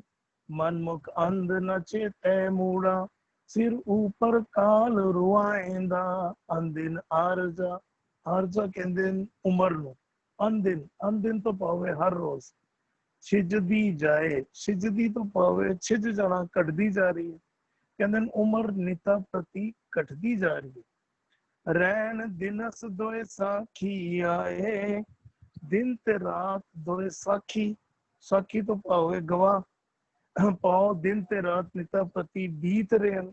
ਉਮਰ ਘਟਦੀ ਜਾ ਰਹੀ ਹੈ, ਨਿਤਾ ਪ੍ਰਤੀ ਰਾਤ ਤੇ ਦਿਨ ਉਮਰ ਨੂੰ ਘਟਾ ਰਹੇ ਹਨ। ਮਨਮੁਖ ਅੰਧ ਨ ਚੇਤੈ ਮੂੜਾ, ਮੂੜਾ ਤੋਂ ਭਾਵੇਂ ਮੂੜ, ਮੂਰਖ, ਮੂੜ ਮਤ ਵਾਲਾ। ਕਹਿੰਦੇ ਮਨਮੁਖ ਮਤ, ਮਨਮੁਖ ਅੰਧ ਨ ਚੇਤੇ ਮੂੜਾ। ਜਿਹੜਾ ਮਨਮੁਖ ਹੈ, ਅੰਨਾ ਹੋਇਆ, ਅਗਿਆਨਤਾ ਦੇ ਵਸ ਆਇਆ ਹੋਇਆ, ਉਹ ਇਸ ਗੱਲ ਨੂੰ ਬੁੱਝ ਨਹੀਂ ਪਾ ਰਿਹਾ, ਸਮਝ ਨਹੀਂ ਪਾ ਰਿਹਾ। ਸਿਰ ਉੱਪਰ ਕਾਲ ਰੁਆਇਂਦਾ, ਕਾਲ ਤੋਂ ਭਾਵੇਂ ਮੌਤ, ਰੁਆਇਂਦਾ ਤੋਂ ਭਾਵ ਮੰਡਰਾ ਰਹੀ ਹੈ, ਕਿਸੇ ਵੀ ਪਲ ਤੇਰੀ ਮੌਤ ਹੋ ਜਾਣੀ ਹੈ। ਮਨਮੁਖ ਅੰਧ ਨ ਚੇਤੇ ਮੂੜਾ, ਸਿਰ ਉੱਪਰ ਕਾਲ ਰੁਆਇਂਦਾ। ਇਹਨੂੰ ਅਸੀਂ ਜੇਕਰ ਅੰਦਰ ਅਸੀਂ ਸੋਚਣਾ ਕਰੀਏ ਤੇ ਹਰ ਵਕਤ ਜਦੋਂ ਵੀ ਅਸੀਂ ਸੱਚ ਨਾਲੋਂ ਟੁੱਟਦੇ ਹਾਂ ਤੇ ਆਤਮਕ ਮੌਤ ਜਿਹੜੀ ਹੈ ਸਾਡੇ ਸਿਰ ਤੇ ਮਾਨੋ ਮੰਡਰਾਂਦੀ ਰਹਿੰਦੀ ਹੈ। ਲਿਵ ਛੁੜਕੀ ਲੱਗੀ ਤ੍ਰਿਸ਼ਨਾ, ਮਾਇਆ ਅਮਰ ਵਰਤਾਇਆ। ਉਸੇ ਵਕਤ ਜਿਹੜਾ ਕਾਲ ਸਾਨੂੰ ਆਤਮਕ ਮੌਤ ਮਾਰ ਦਿੰਦਾ ਹੈ। ਜੀ ਹਰਵਿੰਦਰ ਵੀਰ ਜੀ, ਇੱਥੇ ਵੀ ਸਾਨੂੰ ਗੁਰੂ ਸਾਹਿਬ ਜੋ ਸਾਨੂੰ ਗੱਲ ਕਹਿੰਦੇ ਨੇ, ਜੋ ਕਿ ਗੁਰਬਾਣੀ ਬਹੁਤ ਸਾਰੀਆਂ ਥਾਵਾਂ ਤੇ ਆਂਦੀ ਪਈ ਹੈ, ਵੀ ਤੇਰੀ ਉਮਰ ਜਿਹੜੀ ਹੈ ਨਾ, ਵੀ ਤੈਨੂੰ ਕਹਿੰਦੇ ਅਨਦਿਨ ਆਰਜਾ, ਆਰਜਾ ਆਪੋ ਸਾਡੀ ਉਮਰ, ਜੋ ਸਾਨੂੰ ਮੌਕਾ ਮਿਲਿਆ ਸੀ ਬਈ ਭਈ ਪ੍ਰਾਪਤ ਮਨੁੱਖ ਦਿਹੋਰੀਆ ਗੋਬਿੰਦ ਮਿਲਣ ਕੀ, ਇਹ ਤੇਰੀ ਬਰੀਆ। ਤੇ ਇੱਕ ਪਰਮਾਤਮਾ ਦੇ ਨਾਲ ਮਿਲਾਪ ਦਾ ਤੈਨੂੰ ਇੱਕ ਸੁਨਹਿਰੀ ਅਵਸਰ ਜਿਹੜਾ ਮਨੁੱਖਾ ਦੇ ਹੀ ਮਿਲੀ ਸੀ। ਕਹਿੰਦੇ ਇਹਦੇ ਦਿਨ ਜਿਹੜੇ ਨੇ ਨਾ, ਬੰਦਾ ਕੋਈ ਵੀ ਜੇ ਗੇਮ ਵੀ ਖੇਡਦਾ ਨਾ, ਕੋਈ ਪਤਾ ਕਿ ਹੁਣ ਅੱਛਾ ਕ੍ਰਿਕਟ ਖੇਡਣਾ, ਹੁਣ ਸਿਰਫ 10 ਓਵਰ ਬਾਕੀ ਰਹਿ ਗਏ, ਹੁਣ ਸਿਰਫ 5 ਓਵਰ ਬਾਕੀ ਰਹਿ ਗਏ। ਬੰਦੇ ਕਹਿੰਦੇ ਨੇ ਹੁਣ ਤੇ ਕਰ, ਹੁਣ ਤੇ ਕਰ, ਹੁਣ ਤੇ ਪਰਫਾਰਮ ਕਰ। ਹੁਣ ਨਹੀਂ ਪਰਫਾਰਮ ਕੀਤਾ ਤੇ ਕਦੋਂ ਕਰੇਗਾ, ਉਹ ਹਾਰ ਜਾਏਗਾ। ਇੱਥੇ ਗੁਰੂ ਸਾਹਿਬ ਕਹਿੰਦੇ ਤੇਰੀ ਜਿਹੜੀ ਆਰਜ਼ਾ ਜਿਹੜੀ ਨਾ, ਕਹਿੰਦਾ ਵੀ ਚੇਤਨਾ ਹੈ ਤੋ ਚੇਤ ਲੈ, ਨਿਸ ਦਿਨ ਮੈਂ ਪ੍ਰਾਣੀ, ਛਿਨ ਛਿਨ ਔਦ ਬਿਹਾਤ ਹੈ, ਫੂਟੇ ਘਟ ਜੋ ਪਾਣੀ। ਤੇਰਾ ਉਹ ਕਹਿੰਦਾ ਆਜ ਕਾਲ ਮਰ ਜਾਈ ਹੈ ਪ੍ਰਾਣੀ, ਮਰ ਜਾਏਗਾ ਤੂੰ, ਕਿਸੇ ਕੋਈ ਭਰੋਸਾ ਨਹੀਂ। ਕਹਿੰਦੇ ਕੰਧੀ ਉੱਪਰ ਰੁਖੜਾ, ਕਿਚਰ ਬੰਨੇ ਧੀਰ, ਵੀ ਉਹ ਤੇਰਾ ਕੋਈ ਭਰੋਸਾ ਹੈ ਨਹੀਂ ਵੀ ਤੂੰ ਕਦੋਂ ਮਰ ਜਾਏਗਾ ਨਾ। ਤੇਰਾ ਇਹ ਸਭ ਮਾਲਕ ਦੀ ਖੇਡ ਹੈ ਵੀ ਉਹ ਕਹਿੰਦਾ ਉਹ ਇੱਕ ਇੱਕ ਦਿਨ ਕਰਕੇ ਇੱਕ ਕਰੋੜਾ ਨਾ, ਵੀ ਉਹ ਕਹਿੰਦਾ ਇਹ ਤੇਰਾ ਅਵਸਰ, ਇਹ ਤੇਰੀ ਵਾਰ, ਘਟ ਭੀਤਰ ਤੂੰ ਦੇਖ ਵਿਚਾਰ, ਕਹਿ ਕਬੀਰ ਜੀਤ ਕੇ ਹਾਰ, ਬਹੁ ਕਹੋ ਪੁਕਾਰ ਪੁਕਾਰ। ਇਹ ਸਾਰੀ ਜੇ ਖੇਡ ਹੈ, ਖੇਡ ਦਾ ਤੇ ਮੰਤਵ ਵੀ ਜੀਤ ਔਰ ਹਾਰ ਹੁੰਦਾ। ਜਿਹੜੀ ਮਰਜ਼ੀ ਖੇਡ ਹੋ ਜਾਵੇ, ਉਹਦਾ ਪਰਪਸ ਇੱਕੋ ਹੁੰਦਾ, ਹਾਰ ਔਰ ਜੀਤ। ਤੇ ਗੁਰੂ ਕਹਿੰਦਾ ਵੀ ਤੇਰੀ ਜਿਹੜੀ ਉਮਰ ਜਿਹੜੀ ਹੈ ਨਾ, ਉਹ ਵੀ ਤੇਰੇ ਮੌਤ ਦਾ ਸਮਾਂ ਜਿਹੜਾ ਨਾ ਉਹ ਨਿਸ਼ਚਿਤ ਹੈ। ਉਹ ਸਮਾਂ ਜਿਹੜਾ ਨਾ ਉਹ ਇੱਕ ਜਿਹੜੇ ਫਰੀਦ ਸਾਹਿਬ ਦੇ ਸ਼ਲੋਕ ਸਟਾਰਟ ਹੀ ਇੱਥੋਂ ਹੁੰਦੇ ਨੇ ਵੀ ਕਹਿੰਦੇ ਜਿੱਤ ਦਿਹਾੜੇ ਧਨ ਵਰੀ ਵਰਿਆ ਜਾਣਾ, ਧਨ ਪਾਓ ਜੀਵ ਇਸਤਰੀ ਵਰਿਆ ਜਾਣਾ, ਉਹਨੇ ਉਹਦਾ ਵਿਆਹ ਹੋਣਾ। ਕਹਿੰਦਾ ਜਿੱਤ ਦਿਹਾੜੇ ਧਨ ਵਰੀ ਸਾਹੇ ਲਹੇ ਲਖਾਏ। ਉਹ ਸਾਹ ਵੀ ਕਹਿੰਦੇ ਮਹੂਰਤ ਸਾਹ ਮਹੂਰਤ ਜਿਹੜੇ ਉਹ ਟਾਈਮ ਉਹ ਪ੍ਰੀ ਆਰਡੈਂਡ ਹੈ। ਜਿੱਤ ਦਿਹਾੜੇ ਧਨ ਵਰੀ ਸਾਹੇ ਲਹੇ ਲਖਾਏ, ਮਲਕ ਜੇ ਕੰਨੀ ਸੁਣੀ ਦਾ। ਉਹ ਮੌਤ ਦੇ ਫਰਿਸ਼ਤੇ ਜਿਹਦੇ ਬਾਰੇ ਤੂੰ ਸੁਣਦਾ ਹੁੰਦਾ ਸੀ, ਕਹਿੰਦਾ ਮੂੰਹ ਦੇ ਖਾਲੇ ਆਏ। ਕਹਿੰਦੇ ਜਿੰਦ ਨਿਮਾਨੀ ਕੱਢੀਏ ਹੱਡਾਂ ਕੂ ਕੜਕਾਏ, ਸਾਹੇ ਲਖੇ ਨਾ ਟਲਣੀ ਜਿੰਦੂ ਕੋ ਸਮਝਾਏ। ਸਾਹੇ ਲਖੇ ਨਾ ਚਲਣੀ ਜਿੰਦੂ ਕੋ ਸਮਝਾਏ। ਜਿੰਦ ਵਹੁਟੀ ਮਰਨ ਵਾਰ ਲੈ ਜਾਸੀ ਪਰਨਾਏ, ਆਪਨ ਹੱਤੀ ਜੋਲ ਕੇ। ਵੀ ਸਰੀਰ ਨੇ ਉਹਦੇ ਸਾਹਮਣੇ ਦੇਖ ਜਾਂਦੇ ਪ੍ਰਾਣਾਂ ਨਿਕਲ ਜਾਣਾ। ਆਪਨ ਹੱਤੀ ਜੋਲ ਕੇ ਕਹਿ ਗੱਲ ਲੱਗੇ ਧਾਏ, ਵਾਲੋ ਨਿੱਕੀ ਪੁਰਸ਼ ਲਾਤ ਕਰਨੀ ਨਾ ਸੁਣੀ ਆਏ। ਵੀ ਜਦੋਂ ਰੱਬ ਲੇਖਾ ਮੰਗਦਾ ਨਾ ਕਿਤੇ ਵੀ ਉਹ ਰਤੀਓਂ ਤਾਸਾ ਮਾਸਾ ਤੋਲ ਕਢਾਵਨੇ ਆ, ਉਹਨੇ ਤੇਰੇ ਹਰ ਛੋਟੀ ਛੋਟੀ ਚੀਜ਼ ਦਾ ਉਹਨਾਂ ਦਾ ਤੇਰਾ ਲੇਖਾ ਲੈਣਾ। ਵੀ ਵਾਲੋ ਨਿੱਕੀ ਪੁਰਸ਼ ਲਾਤ ਕੰਨੀ ਨਾ ਸੁਣੀ ਆਏ, ਫਰੀਦਾ ਕਿਹੜੀ ਪਵੰਦੀ ਖੜਾ ਨਾ ਆਪ ਨੂੰ ਆਏ। ਵੀ ਜੇ ਇਹਨੂੰ ਜਿਹੜੇ ਕਈ ਵਾਰ ਨਾ ਬੰਦਾ ਰਾਤ ਨੂੰ ਸੁੱਤਾ ਹੋਵੇ ਨਾ, ਤੇ ਕਈ ਵਾਰ ਇੱਕ ਅਹਿਸਾਸ ਹੁੰਦਾ ਅਰੇ ਕੋਈ ਬੰਦਾ ਕੁਝ ਸਮਾਨ ਖਿੱਚਦਾ ਪਿਆ, ਥੋੜੀ ਜਿਹੀ ਆਵਾਜ਼ ਕੰਨ ਵਿੱਚ ਪੈਂਦੀ ਹੁੰਦੀ ਬੰਦੇ ਨੂੰ, ਤੇ ਬੰਦਾ ਕਹਿੰਦਾ ਉਹ ਕਿਹੜੀ ਪਵੰਦੀ। ਕਹਿੰਦਾ ਗੁਰੂ ਗੱਲ ਪਿਆ ਕਰਦਾ ਸਾਡੇ ਅਸੀਂ ਸੁਣਨੇ ਵੀ ਸਾਨੂੰ ਥੋੜੀ ਥੋੜੀ ਆਵਾਜ਼ ਆਉਂਦੀ ਪਈ ਹੈ। ਕਹਿੰਦਾ ਫਿਰ ਵੀ ਤੂੰ ਆਪਣੇ ਆਪ ਨੂੰ ਲੁਟਾਈ ਜਾਣਾ ਪਿਆ। ਬੜਾ ਅੱਛਾ ਤੈਨੂੰ ਰੱਬ ਨੇ ਮੌਕਾ ਦਿੱਤਾ ਸੀ ਭਾਈ, ਪ੍ਰਾਪਤ ਮਾਨੁ ਪਿਓਰੀਆ ਵਾਲਾ ਮੌਕਾ ਦਿੱਤਾ ਸੀ ਵੀ ਤੂੰ ਤੇਰੇ ਅਸੀਂ ਜਿਹੜਾ ਕਹਿੰਦੇ ਮੈਂ ਕਿ ਵੀ ਉਹ ਨਾਨਕ ਜਿਤ ਵੇਲਾ ਵਿਸਰੇ ਮੇਰਾ ਸੁਆਮੀ ਤੇ ਵੇਲੇ ਮਰ ਜਾਏ। ਅਸੀਂ ਦੇ ਪਲ ਪਲ ਜੇ ਅਸੀਂ ਜਿਹੜੀ ਮਰਜ਼ੀ ਕਹਿ ਲਓ ਖੇਡ ਕਹਿ ਲਓ, ਉਹਦੇ ਅਸੀਂ ਜੇ ਬੈਡਮਿੰਟਨ ਖੇਡਣੇ ਪਿਆ ਵੀ ਉਹ ਅੱਛਾ ਸਕੋਰ ਕੀ ਚੱਲਦਾ ਪਿਆ ਜੀ 12-15, ਇੱਕ ਤੁਸੀਂ ਇੱਕ ਸ਼ਾਟ ਮਾੜਾ ਖੇਡਿਆ ਹਾਰ ਗਏ ਉਹ 13-15 ਹੋ ਜਾਏਗਾ। ਵੀ ਤੁਸੀਂ ਹਰ ਇੱਕ ਮੌਕੇ ਦੇ ਨਾਲ ਹਰ ਇੱਕ ਦਿਨ ਫਿਰ ਗੇਮ ਤੇ ਖਤਮ ਹੋਏਗੀ। ਜਿਹੜਾ ਅਵਸਰ ਮਿਲੇਗਾ ਨਾ, ਅਵਸਰ ਕਰੋ ਹਮਾਰਾ ਪੂਰਾ ਜੀਓ, ਜਿਹੜਾ ਅਵਸਰ ਤੂੰ ਮੈਨੂੰ ਪ੍ਰਦਾਨ ਕੀਤਾ ਸੀ ਕਿਰਪਾ ਕਰ ਮੇਰਾ ਅਵਸਰ ਨਹੀਂ। ਕਹਿੰਦੇ ਅਨ ਦਿਨ ਆਰਜਾ ਛਿਜਦੀ ਜਾਏ ਰਹਿਣ ਦਿਨਸ ਦੋਏ ਸਾਖੀ ਆਏ। ਇਹ ਸਾਖੀ ਤੋਂ ਪਾਓ ਸਾਖੀ, ਗਵਾਹੀ ਭਰਨ ਵਾਲੇ। ਉਹ ਕਹਿੰਦੇ ਵੀ ਔਦ ਘਟੇ ਦਿਨਸ ਰਹਿ ਨਾਰੇ, ਮਨ ਗੁਰਮਿਲ ਕਾਜ ਸਵਾਰੇ। ਤੇਰੀ ਜ਼ਿੰਦਗੀ ਤੇ ਖਤਮ ਹੋਈ ਜਾ ਰਹੀ ਹੈ। ਔਦ ਘਟੇ ਦਿਨਸ ਰਹਿ ਨਾਰੇ, ਦਿਨ ਰਾਤ ਕਰਕੇ ਤੇਰੀ ਉਮਰ ਖਤਮ ਹੁੰਦੀ ਜਾਂਦੀ ਪਈ। ਕਹਿੰਦਾ ਮਨ ਨੂੰ ਸਮਝਾਉਂਦੇ ਪਏ ਨੇ ਤੂੰ ਗੁਰੂ ਨੂੰ ਮਿਲ ਕੇ ਆਪਣਾ ਜੋ ਕਾਜ ਸੀ ਨਾ ਜ਼ਿੰਦਗੀ ਦਾ, ਜਿਹਦੇ ਵਾਸਤੇ ਆਏ ਕਹਿੰਦੇ ਕਮਨ ਕਾਜ ਸਿਰਜੇ ਜਗ ਭੀਤਰ, ਕੋਈ ਕਾਰਜ ਸੀ ਨਾ, ਕਮਨ ਕਾਜ ਸਿਰਜੇ ਜਗ ਭੀਤਰ ਜਨਮ ਕਮਨ ਫਲ ਪਾਇਆ।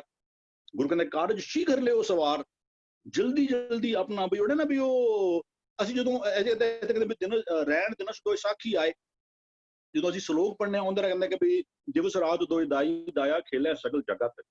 ਇਹਨਾਂ ਨੇ ਸਾਰਿਆਂ ਨੇ ਗਵਾਹੀ ਭਰਨੀ ਹੈ ਤੇਰੇ ਜ਼ਿੰਦਗੀ ਦਾ ਹਰ ਇੱਕ ਜਿਹੜਾ ਕੰਮ ਹੈ ਨਾ ਉਹ ਲੇਖੇ ਅੰਦਰ ਹੈ। ਹਰ ਇੱਕ ਜਿਹੜਾ ਹੈ ਨਾ ਜੋ ਤੂੰ ਕਰਨਾ ਪਿਆ ਨਾ ਉਹ ਲੇਖੇ ਬੋਲਣਾ, ਲੇਖੇ ਖਾਣਾ ਖਾਓ, ਲੇਖੇ ਵਾਟ ਚਲਾਈਏ, ਲੇਖੇ ਸੁਣ ਵੇਖਾਓ, ਲੇਖੇ ਤੇਰੇ ਹਰ ਇੱਕ ਸਵਾਸ ਦਾ ਨਾ ਉਹ ਕਹਿੰਦੇ ਰਤੀਓਂ ਤਾਂ ਮਾਸਾ ਤੋਲ ਕਢਾਵਨੇ ਆ। ਮਤਾਂ ਤੂੰ ਸਮਝੀ ਕਿ ਜੋ ਮੈਂ ਕੁਝ ਕੀਤਾ ਉਹ ਖਤਮ ਹੋ ਗਿਆ ਜੀ, ਉਹ ਕੁਝ ਨਹੀਂ। ਕਹਿੰਦੇ ਦਿਨ ਔਰ ਰਾਤ ਵੀ ਉਹ ਤੇ ਸਾਖੀ ਦੇਣਗੇ, ਜਿਨ੍ਹਾਂ ਵਿੱਚ ਤੂੰ ਇਹ ਸਾਰੇ ਇਹ ਹੈ ਇਹਨੂੰ ਅਸੀਂ ਪ੍ਰੋੜਾਵਾਦ ਕਹਿ ਲਓ, ਜੋ ਮਰਜ਼ੀ ਕਹਿ ਲਓ, ਇੱਕ ਤਰੀਕਾ ਹੈ ਸਮਝਾਉਣ ਦਾ ਵੀ ਦਿਨ ਔਰ ਰਾਤ ਵੀ ਉੱਥੇ ਸਾਖੀ ਤੇਰੀ ਗਵਾਹੀ ਦੇਣਗੇ। ਇਹਨਾਂ ਨੇ ਕੀ ਕੀਤਾ ਨਾ, ਤੇਰੀ ਹਰ ਇੱਕ ਸਵਾਸ ਉੱਤੇ ਗਵਾਹੀ ਦੇਗੀ ਤੂੰ ਕੀ ਕਰਕੇ ਆਇਆ ਸੀ, ਕਰਨ ਕੀ ਆਇਆ ਸੀ ਤੂੰ। ਵੀ ਉਹ ਕਾਚ ਬਾਦਰੇ ਲਾਲ ਕੋਈ ਹੈ ਫਿਰਿਆ ਅਵਸਰ ਕਤਲਹਾਂ, ਵੀ ਉਹ ਹਰ ਇੱਕ ਤੇਰੀ ਸਵਾਸ ਵੀ ਜਿਹੜੀ ਹੈ ਨਾ ਉੱਤੇ ਤੇਰੇ ਹਰ ਇੱਕ ਦਿਨ ਰਾਤ ਉੱਤੇ ਤੇਰੀ ਸਾਖੀ ਭਰੇਗੀ ਕਿ ਵੀ ਇਹਨੇ ਕੀ ਕੰਮ ਕਰਨ ਨੂੰ ਆਇਆ ਸੀ। ਲੇਕਿਨ ਇਸ ਤੋਂ ਇਹ ਸਭ ਕੁਝ ਹੋਣ ਦੇ ਬਾਵਜੂਦ ਕਹਿੰਦਾ ਮਨਮੁਖ ਅੰਧ ਨਾ ਚੇਤੈ ਮੂੜਾ।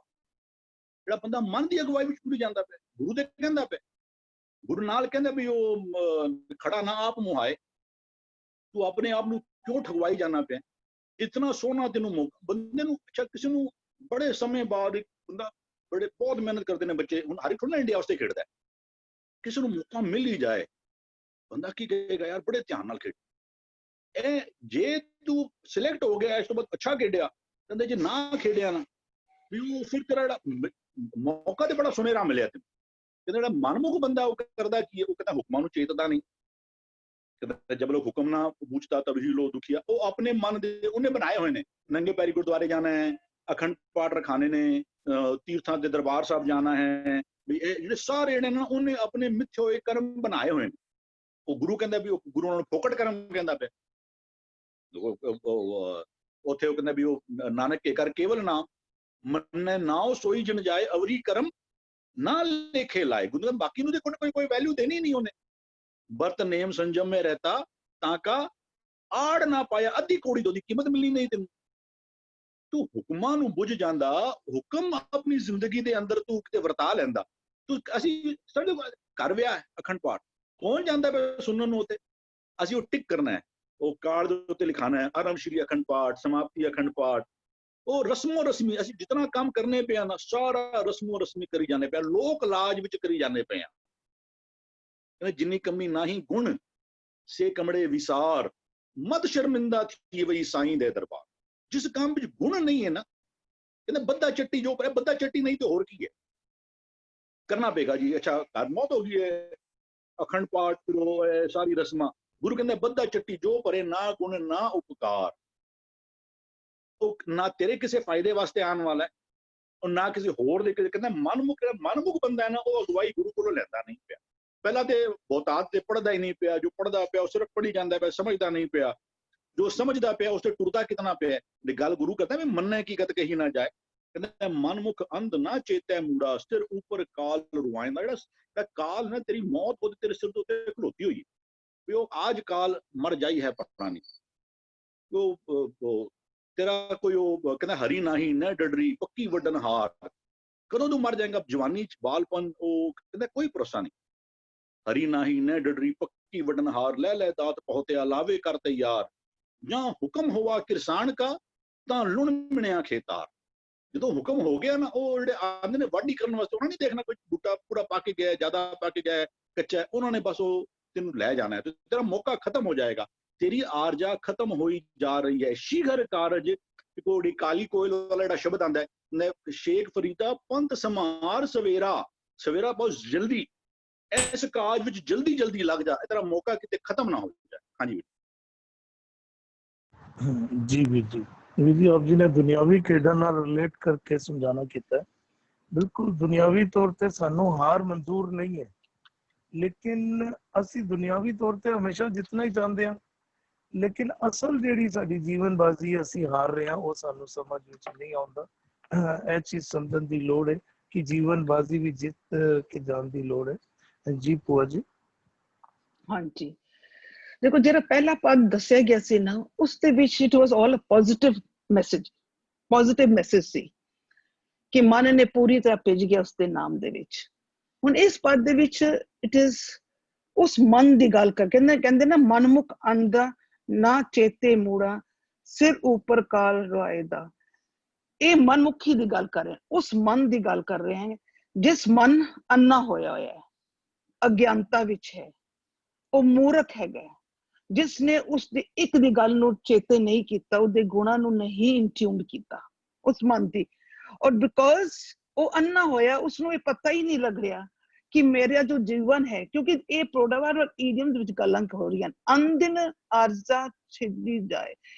ਇਹ ਛਿਜਣਾ ਕੀ ਹੁੰਦਾ ਹੈ ਕਿ ਸਾਡਾ ਜਿਹੜਾ ਮਨ ਹੈ ਉਹ ਹੋਰ ਕਮਜ਼ੋਰ ਹੁੰਦਾ ਜਾ ਰਿਹਾ ਹੈ। ਕਿਉਂ? ਕਿ ਮਨ ਮੂਰਖ ਹੈਗਾ, ਮਨ ਨੂੰ ਸਮਝ ਹੀ ਨਹੀਂ ਆ ਰਹੀ, ਉਸ ਦੀ ਇੱਕ ਦੀ ਗੱਲ ਹੀ ਨਹੀਂ ਲਿੱਤੀ, ਅਗਿਆਨਤਾ ਦੇ ਵਿੱਚ ਹੈ, ਤੇ ਉਸਦਾ ਜਿਹੜਾ ਮਨ ਜਿਹੜਾ ਹੈ ਉਹ ਕਮਜ਼ੋਰ ਹੁੰਦਾ ਜਾ ਰਿਹਾ ਹੈ। ਕਿਉਂਕਿ ਸਾਡੇ ਰਹਿਣ ਦੇ ਨਸ ਕਹਿੰਦੇ ਰਾਤ ਔਰ ਦਿਨ, ਸਿੰਬੋਲਿਕ ਵੇ ਕਿ ਰਾਤ ਇਸ ਅਵਗੁਣ ਅਗਿਆਨਤਾ, ਦਿਨਸ ਇਸ ਗੁਣ ਐਂਡ ਅਲੋਂਗ ਵਿਦ ਇਟ ਗਿਆਨ।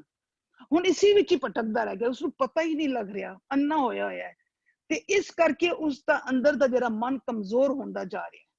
ਔਰ ਜਿਨ ਦਿਨ ਕਮਜ਼ੋਰ ਹੁੰਦਾ ਜਾ ਰਿਹਾ, ਤੇ ਫਿਰ ਕਹਿੰਦੇ ਸਿਰ ਉੱਪਰ ਕਾਲ ਰਹਿਦਾ, ਸਾਡੇ ਸਿਰ ਦੇ ਉੱਪਰ ਸਾਡੇ ਮਨ ਦੇ ਵਿੱਚ ਉਹ ਜਿਹੜੀ ਮੌਤ, ਜਿਸਨੂੰ ਅਸੀਂ ਕਾਲ ਕਹਿੰਦੇ, ਜਿਸਨੂੰ ਅਸੀਂ ਵਾਈਸਿਸ ਕਹਿੰਦੇ ਆ, ਉਹ ਪੂਰੀ ਤਰ੍ਹਾਂ ਤੁਹਾਡੇ ਮਨ ਨੂੰ ਰੁਲਾਇਦਾ, ਕਿ ਸਾਡੇ ਮਨ ਨੂੰ ਦੁਖੀ ਕਰ ਰਿਹਾ ਹੈ। ਕਿਉਂਕਿ ਇਸੇ ਤਰੀਕੇ ਨਾਲ ਹੀ ਸਾਡਾ ਮਨ ਕਮਜ਼ੋਰ ਹੁੰਦਾ ਦਾ ਛਿਜਦਾ ਜਾ ਰਿਹਾ ਹੈ। ਹਾਂਜੀ ਭੂਆ ਜੀ, ਪੂਰਾ ਆਪ ਜੀ ਦਾ ਵਿਸ਼ਾ ਹੈ, ਪੂਰਾ ਜਿਹੜਾ ਆਪ ਜੀ ਪੂਰੀ ਖੋਲ ਕੇ ਸਮਝਾਣਾ ਕਰਦੇ ਹੋ। ਮਨਮੁਖ ਅੰਧ ਨਾ ਚੇਤੇ ਮੋੜਾ ਸਿਰ ਉੱਪਰ ਕਾਲ ਰੁਆਇੰਦਾ। ਜਦੋਂ ਤੱਕ ਸਮਝ ਨਹੀਂ ਆਉਂਦੀ ਮਨ ਨੂੰ, ਤਦ ਤੱਕ ਉਹ ਬਿਮਾਰੀਆਂ ਵਿੱਚ ਪਿਆ ਰਹਿੰਦਾ ਹੈ। ਤੇ ਇਸ ਬਾਬਤ ਥੋੜਾ ਜਿਹਾ ਖੋਲ ਕੇ ਸਮਝਾਣਾ ਕਰ ਦੋ। ਇਸ ਆਖਰੀ ਪੰਕਤੀ ਨੂੰ ਥੋੜਾ ਜਿਹਾ ਹੋਰ ਖੋਲ ਦਿਓ। ਹਾਂਜੀ, ਮਨਮੁਖ ਅੰਧ ਨਾ ਚੇਤੇ ਮੁੜਾ, ਉਹ ਮਨ ਜਿਹੜਾ ਅੰਨਾ ਹੋਇਆ ਹੈ, ਜਿਸ ਨੂੰ ਇਹ ਨਜ਼ਰ ਹੀ ਨਹੀਂ ਆ ਰਿਹਾ ਕਿ ਅੰਨਾ ਦਾ ਮੀਨਿੰਗ ਆਲਸੋ ਅਗਿਆਨਤਾ, ਜੋ ਪੂਰੀ ਤਰ੍ਹਾਂ ਵਾਈਸਿਸ ਦੇ ਵਿੱਚ ਗਲਤਾਨ ਹੋ ਚੁੱਕਾ ਹੈ, ਇਨਟਿਊਨਡ ਵਿਦ ਦ ਵਾਈਸਿਸ। तो ਜਦੋਂ ਇਹ ਇਨਟਿਊਨਡ ਹੋ ਗਿਆ ਵਾਈਸਿਸ, ਦ ਵਾਈਸਿਸ ਇਕੁਅਲ ਟੂ ਦੁੱਖ, ਅਗਿਆਨਤਾ ਇਕੁਅਲਸ ਟੂ ਦੁੱਖ। ਔਰ ਮਨ ਕਿਸ ਦੇ ਵਿੱਚ ਆ ਗਿਆ? ਅਗਿਆਨਤਾ ਦੇ ਵਿੱਚ, ਔਰ ਪੂਰੀ ਤਰ੍ਹਾਂ ਉਹਦੇ ਅਵਗੁਣਾਂ ਦੇ ਨਾਲ ਭਿੱਜਿਆ ਗਿਆ।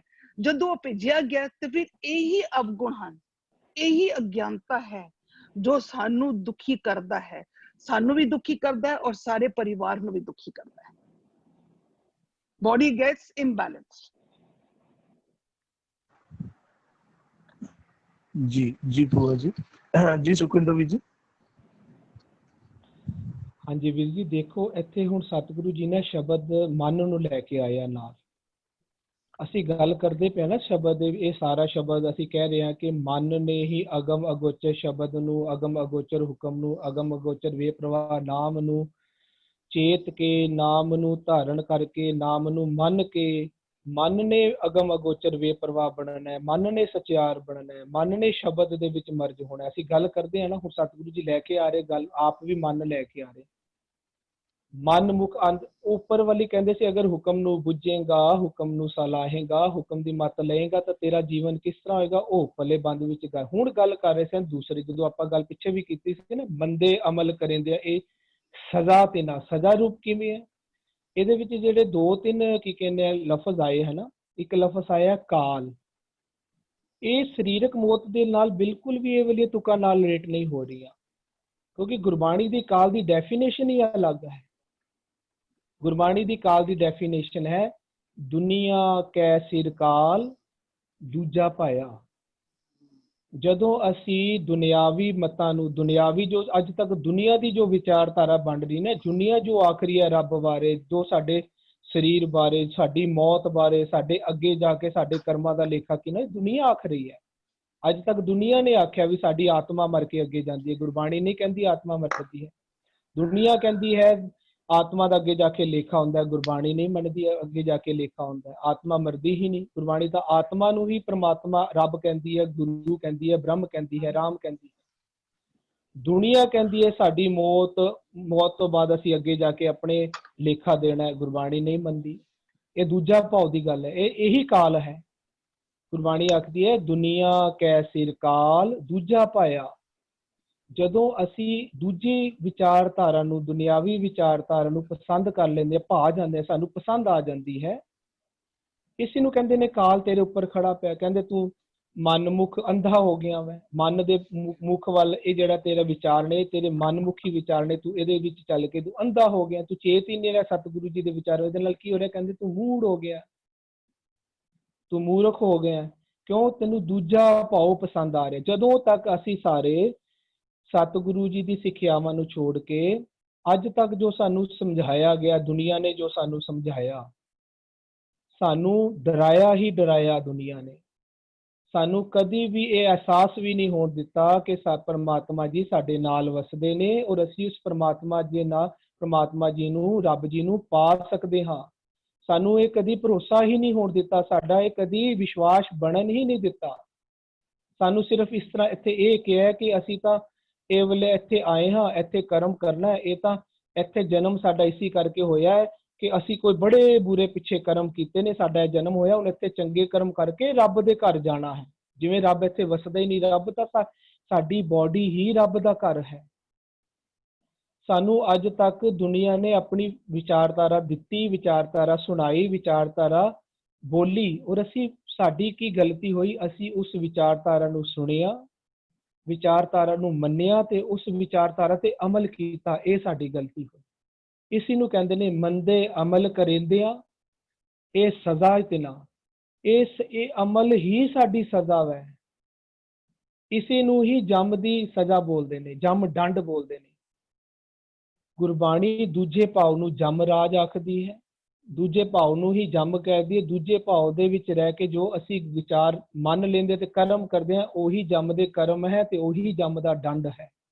ਮੰਦੇ ਅਮਲਾਂ ਨੂੰ ਹੀ ਜੰਮ ਡੰਡ ਆਖਿਆ ਜਾਂਦਾ। ਇੱਥੇ ਆਖਿਆ ਜਾਂਦਾ ਹੈ ਦੁਨੀਆ ਕੈ ਸਿਰ ਕਾਲ ਦੂਜਾ ਪਾਇਆ। ਇਹ ਮਨ ਉਸ ਦੀ ਗੱਲ ਕਰ ਰਿਹਾ ਹੈ ਜਿਹੜਾ ਮਨ ਨੂੰ ਦੂਜਾ ਪਸੰਦ ਆ ਗਿਆ ਹੈ, ਦੂਜੇ ਵਿੱਚ ਜਿਹਦਾ ਭਾਵ ਲੱਗ ਗਿਆ ਹੈ। ਇਹ ਜਿਹੜਾ ਰਹਿਣ ਦਿਨਸ ਲਫ਼ਜ਼ ਹੈ ਨਾ ਗੁਰਬਾਣੀ ਦਾ, ਇਹਦਾ ਵੀ ਬੜਾ ਪਿਆਰਾ ਸਿਧਾਂਤ ਹੈ। ਗੁਰਬਾਣੀ ਰਹਿਣ ਦਿਨਸ ਦੀ ਵੀ ਆਪਣੀ ਡੈਫੀਨੇਸ਼ਨ ਦੇ ਰਹੀ ਹੈ। ਗੁਰਬਾਣੀ ਆਖਦੀ ਹੈ ਰਹਿਣ ਦਿਨਾਂਤ ਦੋਏ ਭਉ ਭਾਉ। ਭਉ ਅਤੇ ਭਾਉ ਨੂੰ ਦਿਨ ਤੇ ਰਾਤ ਗੁਰਬਾਣੀ ਆਖਦੀ ਹੈ। ਜਦੋਂ ਅਸੀਂ ਦੂਜਾ ਭਾਉ ਨੂੰ ਪਸੰਦ ਕਰ ਲਿਆ, ਸਾਡਾ ਦੂਜਾ ਭਾਉ ਰੂਪੀ ਕੀ ਕਹਿੰਦੇ ਆ ਦਿਨ ਚੜ ਗਿਆ, ਤੇ ਉਹਦੇ ਵਿੱਚ ਸਾਡੀ ਰਹਿਣ ਕੀ ਹੁੰਦੀ ਹੈ, ਜਿਹੜੀ ਅਸੀਂ ਉਹਦੇ ਵਿੱਚ ਕਰਮ ਕਰਦੇ ਹਾਂ, ਮੰਦੇ ਅਮਲ ਕਰਦੇ ਹਾਂ। ਰਹਿਣ ਕੀ ਕਹਿੰਦੇ ਆ, ਰਹਿਣ ਦਾ ਸੰਬੰਧ ਹੈ ਹਨੇਰੇ ਦੇ ਨਾਲ, ਦਿਨ ਦਾ ਸੰਬੰਧ ਹੈ ਚਾਨਣ ਦੇ ਨਾਲ। ਗੁਰਬਾਣੀ ਕਹਿੰਦੀ ਹੈ ਮਨ ਤੇਰੀ ਰਾਤ ਹੈ, ਜਿਹੜੇ ਤੂੰ ਤੇਰਾ ਚਾਨਣ ਕੀ ਹੈ, ਤੇਰਾ ਗਿਆਨ। ਉਹ ਗਿਆਨ ਕਿਹੜਾ ਤੂੰ ਲੈ ਰਿਹਾ ਹੁਣ ਦੂਜੇ ਭਾਵ ਦਾ। ਦੁਨੀਆ ਜੋ ਤੈਨੂੰ ਗਿਆਨ ਦਿੱਤਾ ਹੈ, ਦੁਨੀਆ ਨੇ ਐਸਾ ਤੈਨੂੰ ਜੋ ਬੋਲਿਆ ਹੈ, ਤੂੰ ਉਹ ਗਿਆਨ ਦਾ ਚਾਨਣ ਆਪਣੇ ਅੰਦਰ ਕੀਤਾ ਹੈ, ਉਹ ਤੇਰੀ ਦਿਨ ਰਾਤ ਬਣਿਆ ਹੈ। ਇਹਦੇ ਨਾਲ ਕਹਿੰਦੇ ਤੇਰੇ ਕੀ ਹੋ ਰਿਹਾ, ਤੇਰੀ ਜਿਹੜੀ ਆਰਜਾ ਸੀ ਨਾ, ਇਸ ਨੂੰ ਕਹਿੰਦੇ ਨੇ ਹਰ ਬਿਸਰਤ ਤੇਰੇ ਗੁਣ ਗਲਿਆ। ਗਲ ਰਹੇ ਨੇ ਦਿਨ ਦਿਨ।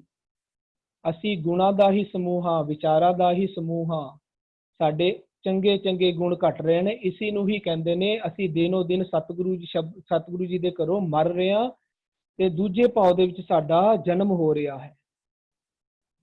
ਦੂਜੇ ਭਾਵ ਦੇ ਵਿੱਚ ਸਾਡੀ ਆਰਜਾ, ਸਾਡਾ ਜਨਮ ਹੁੰਦਾ ਜਾ ਰਿਹਾ ਹੈ, ਹੁੰਦਾ ਜਾ ਰਿਹਾ ਹੈ। ਸਾਡੇ ਅੰਦਰ ਅਵਗੁਣ ਵੱਧਦੇ ਜਾ ਰਹੇ ਹਨ, ਤੇ ਸਾਡੀ ਆਰਜਾ, ਮਨ ਦੀ ਆਰਜਾ ਕਿਹੜੀ ਹੋਏਗੀ? ਮਨ ਦੇ ਵਿਚਾਰ ਹੀ ਮਨ ਦੀ ਆਰਜਾ ਹੈ। ਮਨ ਦੇ ਵਿਚਾਰਾਂ ਦੇ ਵਿੱਚ ਅਵਗੁਣ ਵਧਨੇ, ਇਹਦਾ ਮਤਲਬ ਮਨ ਕਮਜ਼ੋਰ ਹੋ ਕੇ ਮਰ ਰਿਹਾ ਹੈ। ਕਿਹਦੇ ਵੱਲੋਂ ਮਰ ਰਿਹਾ ਹੈ? ਸਤਿਗੁਰੂ ਜੀ ਦੀ ਮੱਤ ਵੱਲੋਂ। ਜੋ ਉੱਪਰ ਸਾਨੂੰ ਕਹਿ ਰਹੇ ਸੀ ਨਾ, ਸ਼ਬਦ ਦੇ ਵਿੱਚ ਜੁੜਨਾ ਇਸਨੇ ਛੋੜ ਦਿੱਤਾ ਹੈ, ਸ਼ਬਦ ਦੀ ਵਿਚਾਰਧਾਰਾ ਨੂੰ ਅਪਣਾਉਣਾ ਇਸਨੇ ਪਸੰਦ ਨਹੀਂ ਹੈ। ਇਹਨੂੰ ਦੂਜਾ ਭਾਵ ਪਸੰਦ ਆ ਰਿਹਾ, ਇਹਨੂੰ ਇਹ ਕਾਲ ਪਸੰਦ ਆ ਰਿਹਾ। ਇਸਨੇ ਇਹ ਵਾਲਾ ਕਾਲ ਖੁਦ ਆਪਣੇ ਸਿਰ ਤੇ ਬਿਠਾਇਆ। ਇਹਨੂੰ ਕਹਿੰਦੇ ਨੇ ਸਿਰ ਲੱਗਾ ਜਮ ਡੰਡ ਤਾਂ ਪਛਤਾਈ ਹੈ। ਆਪ ਇਸ ਨੂੰ ਕਹਿੰਦੇ ਐਸਾ ਕੰਮ ਊਲੇ ਨਾ ਕੀਤਾ ਜੇ ਤੰਤ ਪਛਤਾਈ ਹੈ। ਇਹ ਕੰਮ ਕੀ ਕਰ ਰਿਹਾ? ਦੂਜੇ ਨੂੰ ਪਸੰਦ, ਦੂਜੀ ਦੀ ਵਿਚਾਰਧਾਰਾ, ਦੁਨੀਆ ਦੀ ਵਿਚਾਰਧਾਰਾ ਪਸੰਦ ਕਰ ਰਿਹਾ। ਜਦੋਂ ਅਸੀਂ ਦੁਨੀਆ ਤੇ ਪੱਤ ਤੇ ਚੱਲਦੇ ਹਾਂ ਤਾਂ ਸਾਡਾ ਰਸਤਾ ਬਹੁਤ ਔਖਾ ਹੋ ਜਾਂਦਾ ਹੈ। ਅਸੀਂ ਉਸੀ ਨੂੰ ਕਹਿੰਦੇ ਨਰਕ ਵਿੱਚ। ਨਰਕ ਕੀ ਕਹਿੰਦੇ ਨੇ? ਹਰ ਬਿਨ ਜੋ ਰਹਿਣਾ ਨਰਕ ਸੋ ਸਹਿਣਾ। ਅਸੀਂ ਰੱਬੀ ਵਿਚਾਰਧਾਰਾ ਤੋਂ ਬਿਨਾਂ ਜੋ ਵੀ ਜੀਵਨ ਬਤੀਤ ਕਰਦੇ ਹਾਂ, ਇਸ ਨੂੰ ਗੁਰਬਾਣੀ ਨਰਕ ਆਖਦੀ ਹੈ। ਇੱਥੇ ਇਸੀ ਜਨਮਾਂ ਵਿੱਚ ਹੀ ਮੰਦੇ ਕਰਮਾਂ ਨੂੰ, ਅਵਗੁਣੀ ਵਾਲੇ ਜੀਵਨ ਨੂੰ ਹੀ ਨਰਕ ਵਾਲਾ ਜੀਵਨ ਆਖਦੀ ਹੈ। ਹਰ ਬਿਨ ਜੋ ਰਹਿਣਾ ਨਰਕ ਸੋ ਸਹਿਣਾ। ਹਰ ਇੱਕ ਡੈਫੀਨੇਸ਼ਨ ਅਲੱਗ ਹੈ ਗੁਰਬਾਣੀ ਦੀ। ਗੁਰਬਾਣੀ ਦਾ ਨਰਕ ਵੀ ਇਹ ਹੈ, ਹਰੀ ਤੋਂ ਬਿਨਾਂ ਰਹਿਣਾ, ਦੁਨਿਆਵੀ ਵਿਚਾਰਧਾਰਾ ਦੇ ਨਾਲ ਜੀਣਾ, ਨਰਕ ਵਿੱਚ ਰਹਿਣਾ। ਦੁਨਿਆਵੀ ਵਿਚਾਰਧਾਰਾ ਨੂੰ ਹੀ ਕਾਲ ਆਖਿਆ ਜਾ ਰਿਹਾ ਹੈ, ਅਨਮਤੀ ਵਿਚਾਰਧਾਰਾ ਨੂੰ ਹੀ ਜਮ ਆਖਿਆ ਜਾਂਦਾ ਹੈ। ਗੁਰਬਾਣੀ ਦੀ ਡੈਫੀਨੇਸ਼ਨ ਹੀ ਅਲੱਗ ਹੈ। ਗੁਰਬਾਣੀ ਦੀ ਆਰਜਾ ਹੈ ਸਾਡੇ ਚੰਗੇ ਚੰਗੇ ਗੁਣ ਜਾਂ ਅਵਗੁਣ। ਸਾਡੇ ਅੰਦਰ ਗੁਣ ਜਦੋਂ ਆਉਂਦੇ ਨੇ, ਸਾਡੀ ਆਰਜਾ ਗੁਣਾਂ ਵਾਲੀ ਆਰਜਾ ਵੱਧਦੀ ਜਾਂਦੀ ਹੈ। ਅਵਗੁਣ ਵੱਧਦੇ ਜਾਂਦੇ ਨੇ, ਸਤਿਗੁਰੂ ਜੀ ਦੇ ਘਰੋਂ ਸਾਡਾ ਜਨਮ, ਸਾਡੇ ਅਵਗੁਣ ਖਤਮ ਹੁੰਦੇ ਜਾਂਦੇ ਨੇ। ਰਹਿਣ ਦਿਨਸ ਕੀ ਹੈ? ਭਉ ਤੇ ਭਾਉ। ਇਹ ਗੁਰਬਾਣੀ ਕਹਿੰਦੀ ਹੈ ਰਹਿਣ ਦਿਨੰਤ ਦੋਏ, ਰਹਿਣ ਦਿਨੰਤ ਕੀ ਹੈ? ਭਉ ਭਾਉ। ਭਉ ਤੇ ਭਾਉ ਰਹਿਣ ਦਿਨਸ ਹੈ। ਅੱਛਾ, ਭਉ ਕਿੱਥੇ ਪਾਉਣਾ, ਭਾਉ ਕਿੱਥੇ ਪਿਆਣਾ? ਇਹ ਸਾਡੇ ਹੱਥ ਵਿੱਚ ਹੈ। ਇਹ ਸਤਿਗੁਰੂ ਨੇ ਸਾਨੂੰ ਕਿਹਾ ਵੀ ਤੂੰ ਆਪਣਾ ਪਿਆਰ ਕਿਤੇ ਮਰਜ਼ੀ ਪਾ ਸਕਦਾ ਹੈ। ਹੁਣ ਸ਼ਬਦ ਸੇਤੀ ਮਨ ਮਿਲਿਆ, ਇਹਨੂੰ ਕਹਿੰਦੇ ਨੇ ਸੱਚੇ ਲਾਇਆ ਭਾਉ। ਸ਼ਬਦ ਸੇਤੀ ਮਨ ਮਿਲਿਆ, ਸੱਚੇ ਲਾਇਆ ਭਾਉ। ਇਹ ਜਿਹੜਾ ਭਾਉ ਲੱਗ ਗਿਆ, ਸਾਡੇ ਅੰਦਰ ਦਿਨ ਚੜ ਗਿਆ, ਸਤਿਗੁਰੂ ਜੀ ਦੇ ਗਿਆਨ ਦਾ ਦਿਨ ਚੜ ਗਿਆ। ਸਤਿਗੁਰੂ ਜੀ ਦੇ ਗਿਆਨ ਦਾ ਸੂਰਜ ਸਾਡੇ ਅੰਦਰ ਚੜ ਗਿਆ, ਸਾਡੇ ਅੰਦਰ ਦਿਨ ਚੜ ਗਿਆ। ਇਹਨੂੰ ਕਹਿੰਦੇ ਨੇ ਅਨ ਦਿਨ ਭੋਰ ਭਇਆ ਸਾਚ ਸਮਾਨੀ ਰਾਮ। ਇਹ ਸਾਡੇ ਅੰਦਰਲਾ ਦਿਨ ਹੈ, ਤੇ ਸਾਡੀ ਅੰਦਰਲੀ ਰਾਤ। ਜਦੋਂ ਅਸੀਂ ਸੱਚ ਨੂੰ ਪਸੰਦ ਕਰ ਦਿੰਦੇ ਹਾਂ ਤਾਂ ਸਾਡੀ ਜਿਹੜੀ ਅੰਦਰਲੀ ਰਾਤ ਹੁੰਦੀ ਹੈ, ਫਿਰ ਉਹ ਹਨੇਰੇ ਵਾਲੀ ਨਹੀਂ ਹੁੰਦੀ, ਸ਼ੀਤਲਤਾ ਵਾਲੀ ਹੋ ਜਾਂਦੀ ਹੈ। ਰਾਤ ਰਹਿਣੀ ਹੀ ਅੰਦਰ, ਦਿਨ ਵੀ ਰਹਿਣਾ ਹੈ, ਲੇਕਿਨ ਭਉ ਨੂੰ ਦਿਨ ਕਹਿੰਦੇ। ਸਾਡੇ ਅੰਦਰ ਨਿਰਮਲ ਭਉ ਪੈਦਾ ਹੋ ਜਾਂਦਾ ਹੈ। ਸਤਿਗੁਰ ਜਿਸ ਨੂੰ ਆਖਦੇ ਨੇ ਨਾ ਹਰ ਦੂਜੜੀ ਲਾਭ, ਸਤਿਗੁਰ ਪੁਰਖ ਮਿਲਾਇਆ ਬਲਰਾਮ ਜੀਓ। ਉਹਦੇ ਚ ਅੱਗੇ ਕਹਿੰਦੇ ਨਿਰਮਲ ਭਉ ਪਾਇਆ ਹਰ ਗੁਣ ਗਾਇਆ। ਇਹ ਨਿਰਮਲ ਭਉ ਰੂਪੀ ਰਾਤ ਸਾਡੀ ਅੰਦਰਲੀ ਬਣ ਜਾਂਦੀ ਹੈ। ਅੰਦਰਲੀ ਸ੍ਰਿਸ਼ਟੀ ਦੀ ਰਾਤ ਹੈ ਨਿਰਮਲ ਭਉ, ਅੰਦਰਲੀ ਸ੍ਰਿਸ਼ਟੀ ਦਾ ਦਿਨ ਹੈ ਸਤਿਗੁਰੂ ਜੀ ਦਾ ਪਿਆਰ। ਸਤਿਗੁਰੂ ਜੀ ਦੇ ਗਿਆਨ ਨੂੰ ਅੰਦਰਲਾ ਦਿਨ ਆਖਿਆ ਜਾਂਦਾ ਹੈ। ਜਦੋਂ ਅਸੀਂ ਸੱਚ ਵਿੱਚ ਸਮਾਉਂਦੇ ਹਾਂ, ਸਾਡੀ ਅੰਦਰਲੀ ਸ੍ਰਿਸ਼ਟੀ ਵਿੱਚ ਅਸੀਂ ਖੁਦ ਇੱਕ ਦਿਨ ਚੜਾ ਲੈਂਦੇ ਹਾਂ। ਅੰਦਰਲੀ ਸ੍ਰਿਸ਼ਟੀ ਦਾ ਸੂਰਜ ਉਹ ਸਾਡਾ ਚੜ ਜਾਂਦਾ ਹੈ। ਗੁਰਬਾਣੀ ਦੀ ਡੈਫੀਨੇਸ਼ਨ ਗੁਰਬਾਣੀ ਤੋਂ ਪੁੱਛ ਕੇ ਕਰਿਆ ਕਰੀਏ, ਅਸੀਂ ਆਪਣੀ ਮੱਤ ਛੱਡੀਏ। ਇਸੀ ਨੂੰ ਹੀ ਕਹਿੰਦੇ ਨੇ ਸਿਰ ਸੌਂਪਣਾ। ਐਸਾ ਸਤਿਗੁਰ ਜੇ ਮਿਲਿਆ ਤਿਸ ਨੂੰ ਸਿਰ ਸੌਂਪੀਐ। ਸਿਰ ਸੌਂਪਣਾ ਦਾ ਮਤਲਬ ਜੋ ਗੁਰਬਾਣੀ ਡੈਫੀਨੇਸ਼ਨ ਦਿੰਦੀ ਹੈ ਉਸਨੂੰ ਅਸੀਂ ਸੱਤ ਕਰਕੇ ਮੰਨ ਲਈਏ। ਇਹ ਡੈਫੀਨੇਸ਼ਨ ਮੇਰੀ ਨਹੀਂ ਹੈ, ਮੈਂ ਨਹੀਂ ਕਹਿ ਰਿਹਾ ਵੀ ਕਾਲ ਦੀ ਡੈਫੀਨੇਸ਼ਨ ਕੀ ਹੋ ਰਹੀ ਹੈ। ਗੁਰਬਾਣੀ ਆਖਰੀ ਹੈ ਕਿ ਦੁਨੀਆ ਕੈ ਸਿਰ ਕਾਲ ਦੂਜਾ ਪਾਇਆ। ਗੁਰਬਾਣੀ ਕਹਿ ਰਹੀ ਹੈ ਕਿ ਰਹਿਣ ਦੇ ਅੰਤ ਕੀ ਹੁੰਦੇ ਆ, ਦੋਏ ਭਾਉ ਤੇ ਪਾਓ। ਮੈਂ ਨਹੀਂ ਆਖ ਰਿਹਾ, ਇਹ ਗੁਰਬਾਣੀ ਆਖਰੀ ਹੈ। ਅਸੀਂ ਸਿਰਫ ਆਪਣੇ ਜੋ ਅੱਜ ਤੱਕ ਦੇ ਅਸੀਂ ਸਾਡੇ ਉੱਤੇ ਵਿਚਾਰ ਜੋ ਦੁਨੀਆ ਨੇ ਦਿੱਤੇ, ਅਸੀਂ ਉਸ ਨੂੰ ਮੰਨ ਲਿਆ, ਅਸੀਂ ਉਸ ਨੂੰ ਛੱਡ ਦਈਏ। ਉਸ ਨੂੰ ਛੱਡਣਾ ਹੀ ਆਪ ਗਵਾਈਆ ਹੈ, ਤੇ ਆਪ ਗਵਾਈਏ ਤਾਂ ਸ਼ੋਅ ਪਾਈਏ। ਸਾਨੂੰ ਸਤਿਗੁਰੂ ਜੀ ਦੀ ਵਿਚਾਰ, ਸਤਿਗੁਰੂ ਦਾ ਸ਼ਬਦ ਪ੍ਰਾਪਤ ਹੋ ਜਾਏਗਾ। ਨਹੀਂ ਤਾਂ ਅਸੀਂ ਇਹ ਅੰਧੇ ਬਣੇ ਰਵਾਂਗੇ, ਜਿਹੜਾ ਇਸ ਬੰਦ ਵਿੱਚ ਆਖਰ ਅਸੀਂ ਮੂੜ ਬਣੇ ਰਵਾਂਗੇ। ਸਾਡੇ ਉੱਪਰ ਇਹ ਦੂਜੇ ਭਾਉ ਦਾ ਕਾਲ ਸਾਡੇ ਉੱਪਰ ਖੜਾ ਹੀ ਰਹੇਗਾ। ਇਹ ਅਸੀਂ ਖੁਦ ਖੜਾ ਕੀਤਾ ਹੈ। ਅਸੀਂ ਖੁਦ ਦੂਜਾ ਭਾਵ ਨੂੰ ਪਸੰਦ ਕਰ ਰਹੇ ਹਾਂ। ਇਹ ਦਿਨ ਤੇ ਰਾਤ ਅਸੀਂ ਖੁਦ ਬਣਾਏ ਨੇ। ਇਹ ਗਵਾਹ ਨੇ ਕਿ ਸਾਡੀ ਆਰਜਾ ਕੱਟੇਗੀ, ਅਸੀਂ ਮਰਾਂਗੇ, ਅਸੀਂ ਮਰ ਰਹੇ ਹਾਂ। ਅਸੀਂ ਅੰਧੇ ਹੋ ਕੇ ਮਨ ਦੇ ਮੁੱਖ ਵਿੱਚ ਪੈ ਕੇ ਨਰਕ ਵਿੱਚ ਜਾ ਰਹੇ ਹਾਂ। ਹਰ ਬਿਨ ਜੋ ਰਹਿਣਾ ਨਰਕ ਸੋ ਸਹਿਣਾ। ਇਹ ਸਾਡਾ ਜੀਵਨ ਨਰਕ ਹੀ ਹੈ। ਗੁਰਬਾਣੀ ਇਸੀ ਨੂੰ ਨਰਕ ਸਮਝਦੀ ਹੈ, ਇਸੀ ਨੂੰ ਨਰਕ ਆਖਦੀ ਹੈ। ਅਸੀਂ ਮੰਨ ਲਈਏ ਕਿ ਅਸੀਂ ਨਰਕ ਤੋਂ ਬਾਹਰ ਨਿਕਲਣਾ। ਤੇ ਪਿਸਤ ਵੀ ਦੱਸਦੀ ਹੈ ਗੁਰਬਾਣੀ ਕੀ ਹੈ, ਸਵਰਗ ਵੀ ਦੱਸਦੀ ਹੈ ਗੁਰਬਾਣੀ ਕੀ ਹੈ। ਕਹਿੰਦੇ ਪਿਸਤ ਨਜ਼ੀਕ ਰਾਖ ਰਹਿਮਾਨਾ। ਜਦੋਂ ਅਸੀਂ ਸਤਿਗੁਰੂ ਜੀ ਦੀ ਮੱਤ ਦੇ ਨੇੜੇ ਰਹਿੰਦੇ ਹਾਂ, ਜਿਹਨੂੰ ਕਹਿੰਦੇ ਨੇ ਸਤਿਗੁਰੂ ਕਾ ਉਪਦੇਸ਼ ਸੁਣ ਤੂੰ ਹੋਵੇ ਤੇਰੇ ਨਾਲੇ। ਜਦੋਂ ਅਸੀਂ ਸਤਿਗੁਰੂ ਜੀ ਦੀ ਸਿੱਖਿਆ ਦੇ ਨਾਲ ਜੀਵਨ ਬਤੀਤ ਕਰਦੇ ਹਾਂ, ਹੁਕਮ ਦੇ ਵਿੱਚ ਚੱਲਦੇ ਹਾਂ, ਇਸ ਨੂੰ ਕਹਿੰਦੇ ਨੇ ਸਵਰਗ। ਇਸ ਨੂੰ ਕਹਿੰਦੇ ਨੇ ਸਵਰਗ। ਪਿਸਤ ਕੀ ਹੈ?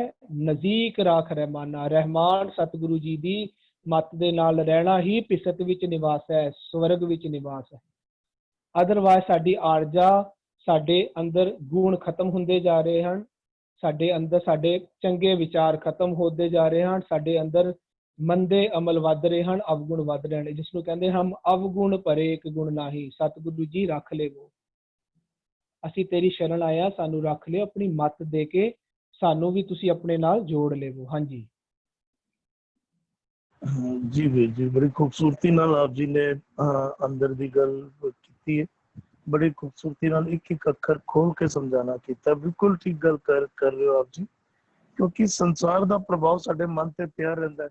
ਅਸੀਂ ਜੋ ਤੱਕਦੇ ਹਾਂ, ਜੋ ਸੁਣਦੇ ਹਾਂ, ਸਾਡਾ ਮਨ ਉਸ ਮੁਤਾਬਿਕ ਬਣਿਆ ਹੁੰਦਾ ਹੈ ਤੇ ਗੁਰਬਾਣੀ ਦੇ ਅਰਥ ਵੀ ਉਸੇ ਮੁਤਾਬਕ ਸਮਝ ਆਉਣ ਲੱਗ ਪੈਂਦੇ ਨੇ। ਬਿਲਕੁਲ ਗੱਲ ਠੀਕ ਹੈ। ਗੁਰਬਾਣੀ ਜਿਹੜੀ ਹੈ, ਗੁਰਬਾਣੀ ਦੇ ਰਾਹੀਂ ਸਮਝਣੀ ਚਾਹੀਦੀ ਹੈ। ਤਈਓ ਸਾਨੂੰ ਜਿਹੜਾ ਹੈ ਅਸਲ ਮੈਸੇਜ ਤਈਓ ਸਾਨੂੰ ਸਮਝ ਆਏਗਾ। ਤਈਓ ਜੀਵਨ ਵਿੱਚ ਢਾਲ ਕੇ ਅਸੀਂ ਜੀਵਨ ਨੂੰ ਅਸੀਂ ਬਦਲ ਸਕਾਂਗੇ। ਜੀਵਨ ਵਿੱਚ ਬਦਲਾਅ ਵੀ ਤਦ ਆਣਾ ਜਦੋਂ ਗੁਰਬਾਣੀ ਨੂੰ ਗੁਰਬਾਣੀ ਮੁਤਾਬਿਕ ਅਸੀਂ ਸਮਝਾਂਗੇ। ਅੱਜ 2 ਪਦਿਆਂ ਦਾ ਪਾਠ ਹੋਇਆ, ਔਰ ਰਲ ਮਿਲ ਕੇ ਪਾਠ ਕਰ ਲਈਏ, ਫਿਰ ਪਾਠ ਸੈਸ਼ਨ ਦੀ ਸਮਾਪਤੀ ਹੈ। ਹੁਕਮੇ ਬੂਝੇ ਸੋ ਹੁਕਮ ਸਲਾਹੇ, ਅਗਮ ਅਗੋਚਰ ਵੇ ਪਰਵਾਹੇ। ਜੇ ਹੀ ਮਤ ਦੇ ਸੋ ਹੋਵੇ, ਤੂੰ ਆਪੇ ਸ਼ਬਦ ਬੁਝਾਇਂਦਾ। ਅਨ ਦਿਨ ਆਰਜਾ ਛਿਜਦੀ ਜਾਏ, ਰਹਿਣ ਦਿਨ ਦੋਇ ਸਾਖੀ ਆਏ। ਮਨ ਮੁਖ ਅੰਧ ਨ ਚੇਤੈ ਮੂੜਾ, ਸਿਰ ऊपर काल रुआइंदा।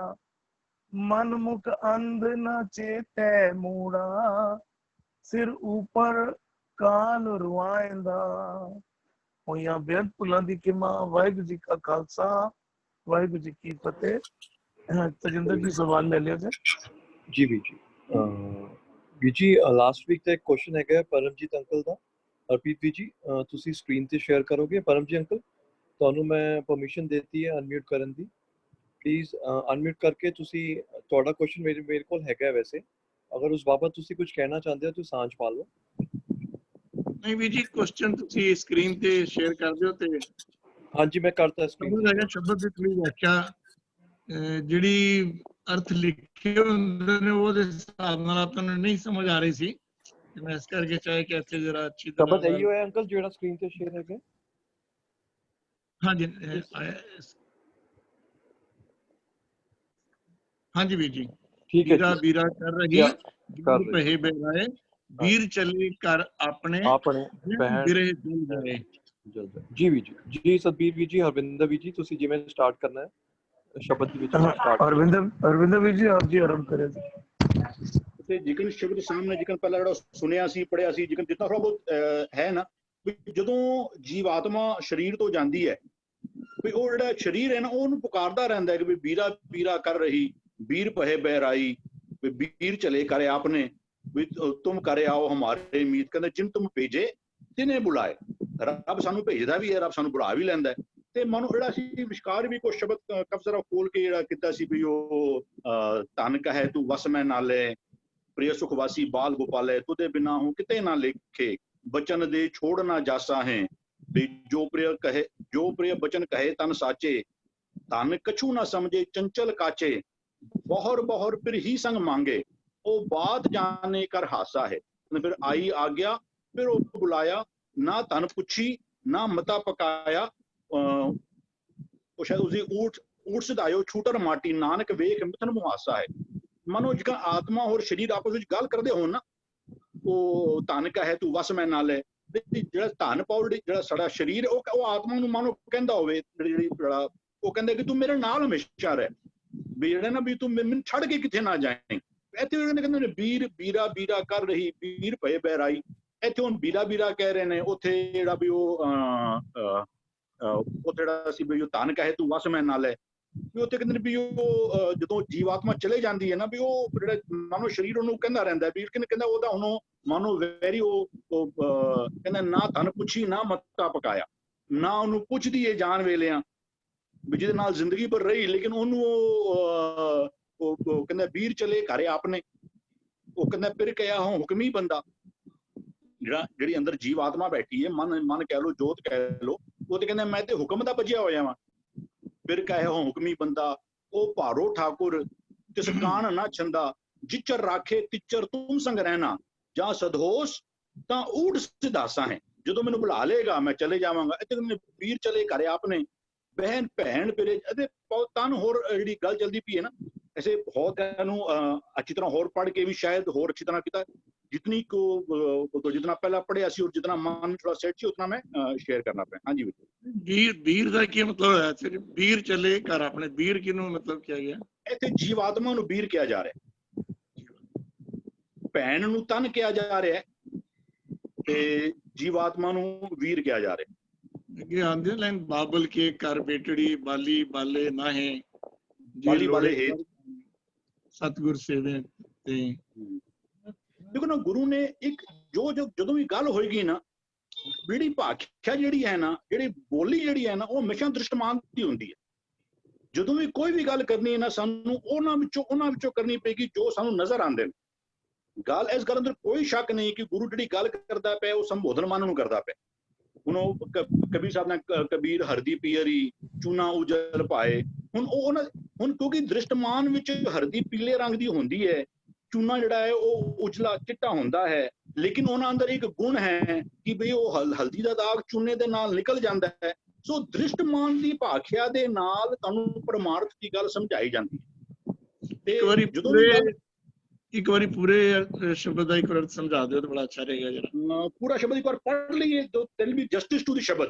ਹੁਣ ਜੇ ਮੈਂ ਕਰਾਂਗਾ ਨਾ, ਹੁਣ ਤੇ ਜੋ ਜਿਕਨ ਕੁਝ ਯਾਦ ਆਉਂਦੇ ਜਾਏਗਾ ਬੋਲ ਕੇ ਕਰਾਂਗਾ ਮੈਂ ਜੀ। ਹੋ ਸਕਦਾ ਹੈ ਸੁਖਿੰਦਰ ਵੀਰ ਜੀ ਆਪ ਜੀ ਥੋੜਾ ਚਾਨਣ ਪਾਣਾ ਚਾਹੋਗੇ?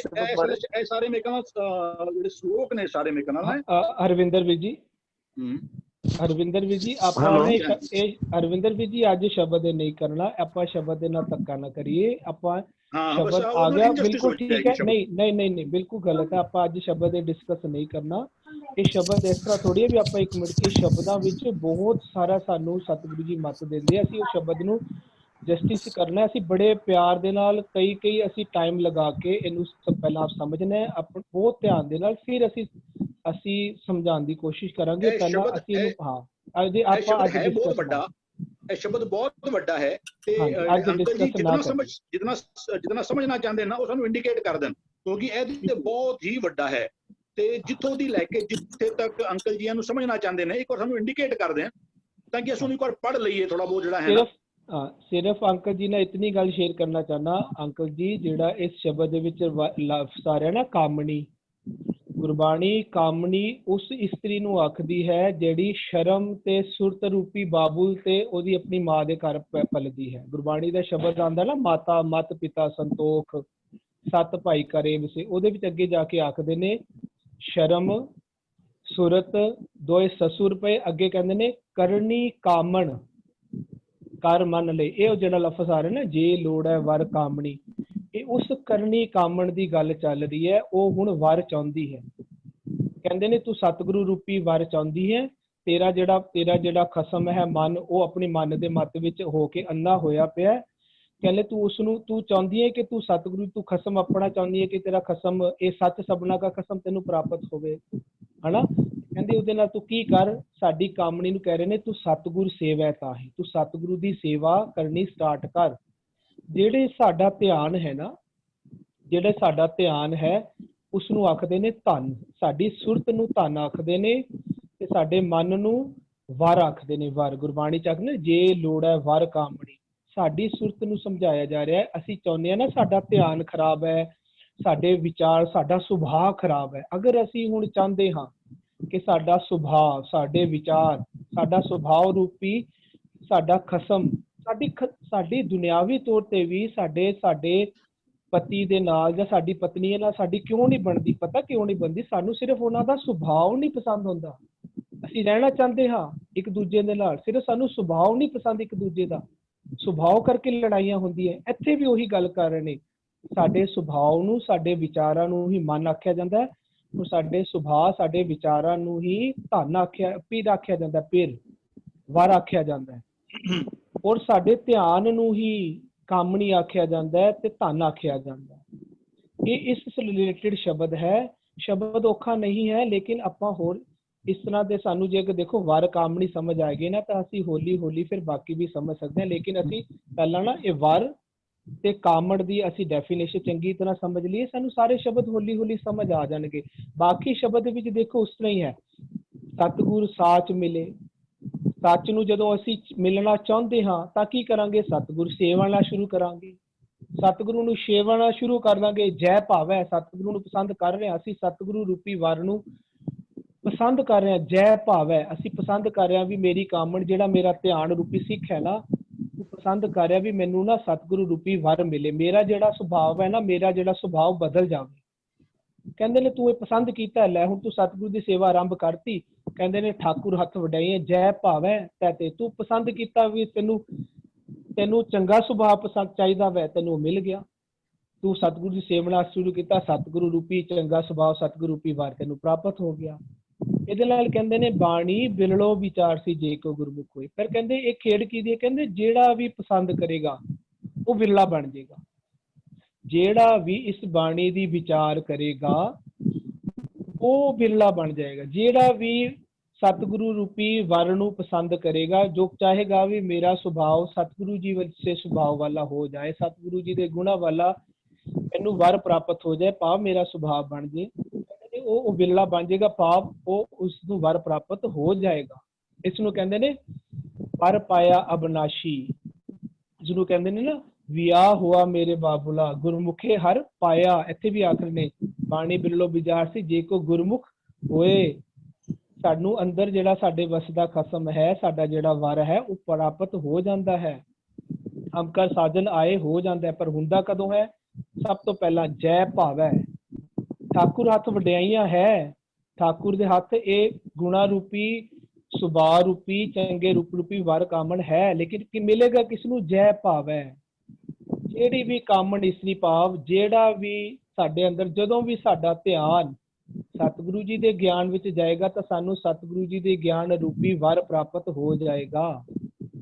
ਸਾਡਾ ਸੁਭਾਅ ਸਤਿਗੁਰੂ ਜੀ ਵਾਲਾ ਸੁਭਾਅ ਹੋ ਜਾਏਗਾ। ਤਾਂ ਫਿਰ ਜਿਹੜੇ ਅੰਦਰ ਪਤੀ ਪਤਨੀ ਵਸ ਰਹੇ ਨਾ, ਪਤੀ ਪਤਨੀ ਅੰਦਰ ਕਿਹੜੇ ਆ? ਸਾਡਾ ਧਿਆਨ ਤੇ ਸਾਡਾ ਸੁਭਾਅ, ਇਹ ਅੰਦਰ ਵਸਦੇ ਪਤੀ ਪਤਨੀ ਹੈ। ਸਾਡੇ ਮਨ ਨੂੰ ਵਰ ਆਖਿਆ ਜਾਂਦਾ ਹੈ, ਸਾਡੀ ਸੁਰਤ ਨੂੰ ਪਤਨੀ ਆਖਿਆ ਜਾਂਦਾ ਹੈ। ਇਹ ਫਿਰ ਇਕੱਠੇ ਹੋ ਕੇ ਕੀ ਕਹਿੰਦੇ ਨਿਜ ਘਰ ਵਾਸਾ ਹੋਏ। ਇਹ ਬਾਣੀ ਮਹਾਂਪੁਰਖ ਕੀ ਨਿਜ ਘਰ ਵਾਸਾ, ਦੋਨੋਂ ਅੰਦਰ ਵਸਦੇ ਨੇ ਅੰਦਰ ਵਾਲੇ ਨਿਜ ਘਰ ਵਿੱਚ। ਇਹਨੂੰ ਕਹਿੰਦੇ ਨੇ ਨਿਜ ਘਰ ਮਹਿਲ ਪਾਵੋ ਸੁਖ ਸਹਿਜੇ ਇਹ ਦੋਨੋਂ ਅੰਦਰ ਵਸ ਕੇ ਅੰਦਰਲਾ ਇਹਨਾਂ ਨੂੰ ਨਿਜ ਘਰ ਚ ਵਾਸਾ ਹੋ ਜਾਂਦਾ ਤੇ ਸੁਖੀ ਸੁਖੀ ਵਸਦੇ ਨੇ। ਉਹਨਾਂ ਨੂੰ ਇੱਕ ਦੂਜੇ ਨਾਲ ਕੋਈ ਪ੍ਰੋਬਲਮ ਨਹੀਂ ਆਉਂਦੀ। ਇਹਨਾਂ ਦਾ ਜਿਹੜਾ ਖਸਮ ਹੈ ਉਹ ਵੀ ਬਾਹਰ ਨਹੀਂ ਧਾਵਦਾ, ਬਾਹਰ ਗਲਤ ਕੰਮ ਕਰਨ ਵੀ ਨਹੀਂ ਜਾਂਦਾ, ਇੰਦਰੀਆਂ ਦੇ ਨਾਲ ਬਾਹਰ ਵੀ ਨਹੀਂ ਨਿਕਲਦਾ। ਇਹ ਬਹੁਤ ਪਿਆਰ ਵਾਲੀ ਕੀ ਕਹਿੰਦੇ ਆ ਸਤਿਗੁਰੂ ਜੀ ਸਾਨੂੰ ਇਹ ਸਮਝਾ ਰਹੇ ਨੇ ਸ਼ਬਦ। ਸਾਨੂੰ ਵਰ ਤੇ ਕਾਮਣ ਜਦੋਂ ਅਸੀਂ ਸਮਝ ਲਵਾਂਗੇ ਨਾ, ਕਾਮਣੀ ਵਰ ਨੂੰ ਪਸੰਦ ਕਰ ਰਹੀ ਹੈ। ਜੇ ਲੋੜ ਹੈ ਵਰ ਕਾਮਣੀ, ਕਹਿੰਦੇ ਨੇ ਤੂੰ ਕੰਮ ਵਰ ਨੂੰ ਚਾਹੁੰਦੀ ਹੈ ਤਾਂ ਕਹਿੰਦੀ ਉਹਨੂੰ ਪਸੰਦ ਕਰਕੇ ਉਹਦੀ ਸੇਵਾ ਸ਼ੁਰੂ ਕਰ। ਵਰ ਕੌਣ ਹੈ? ਕਹਿੰਦੇ ਸਤਿਗੁਰੂ।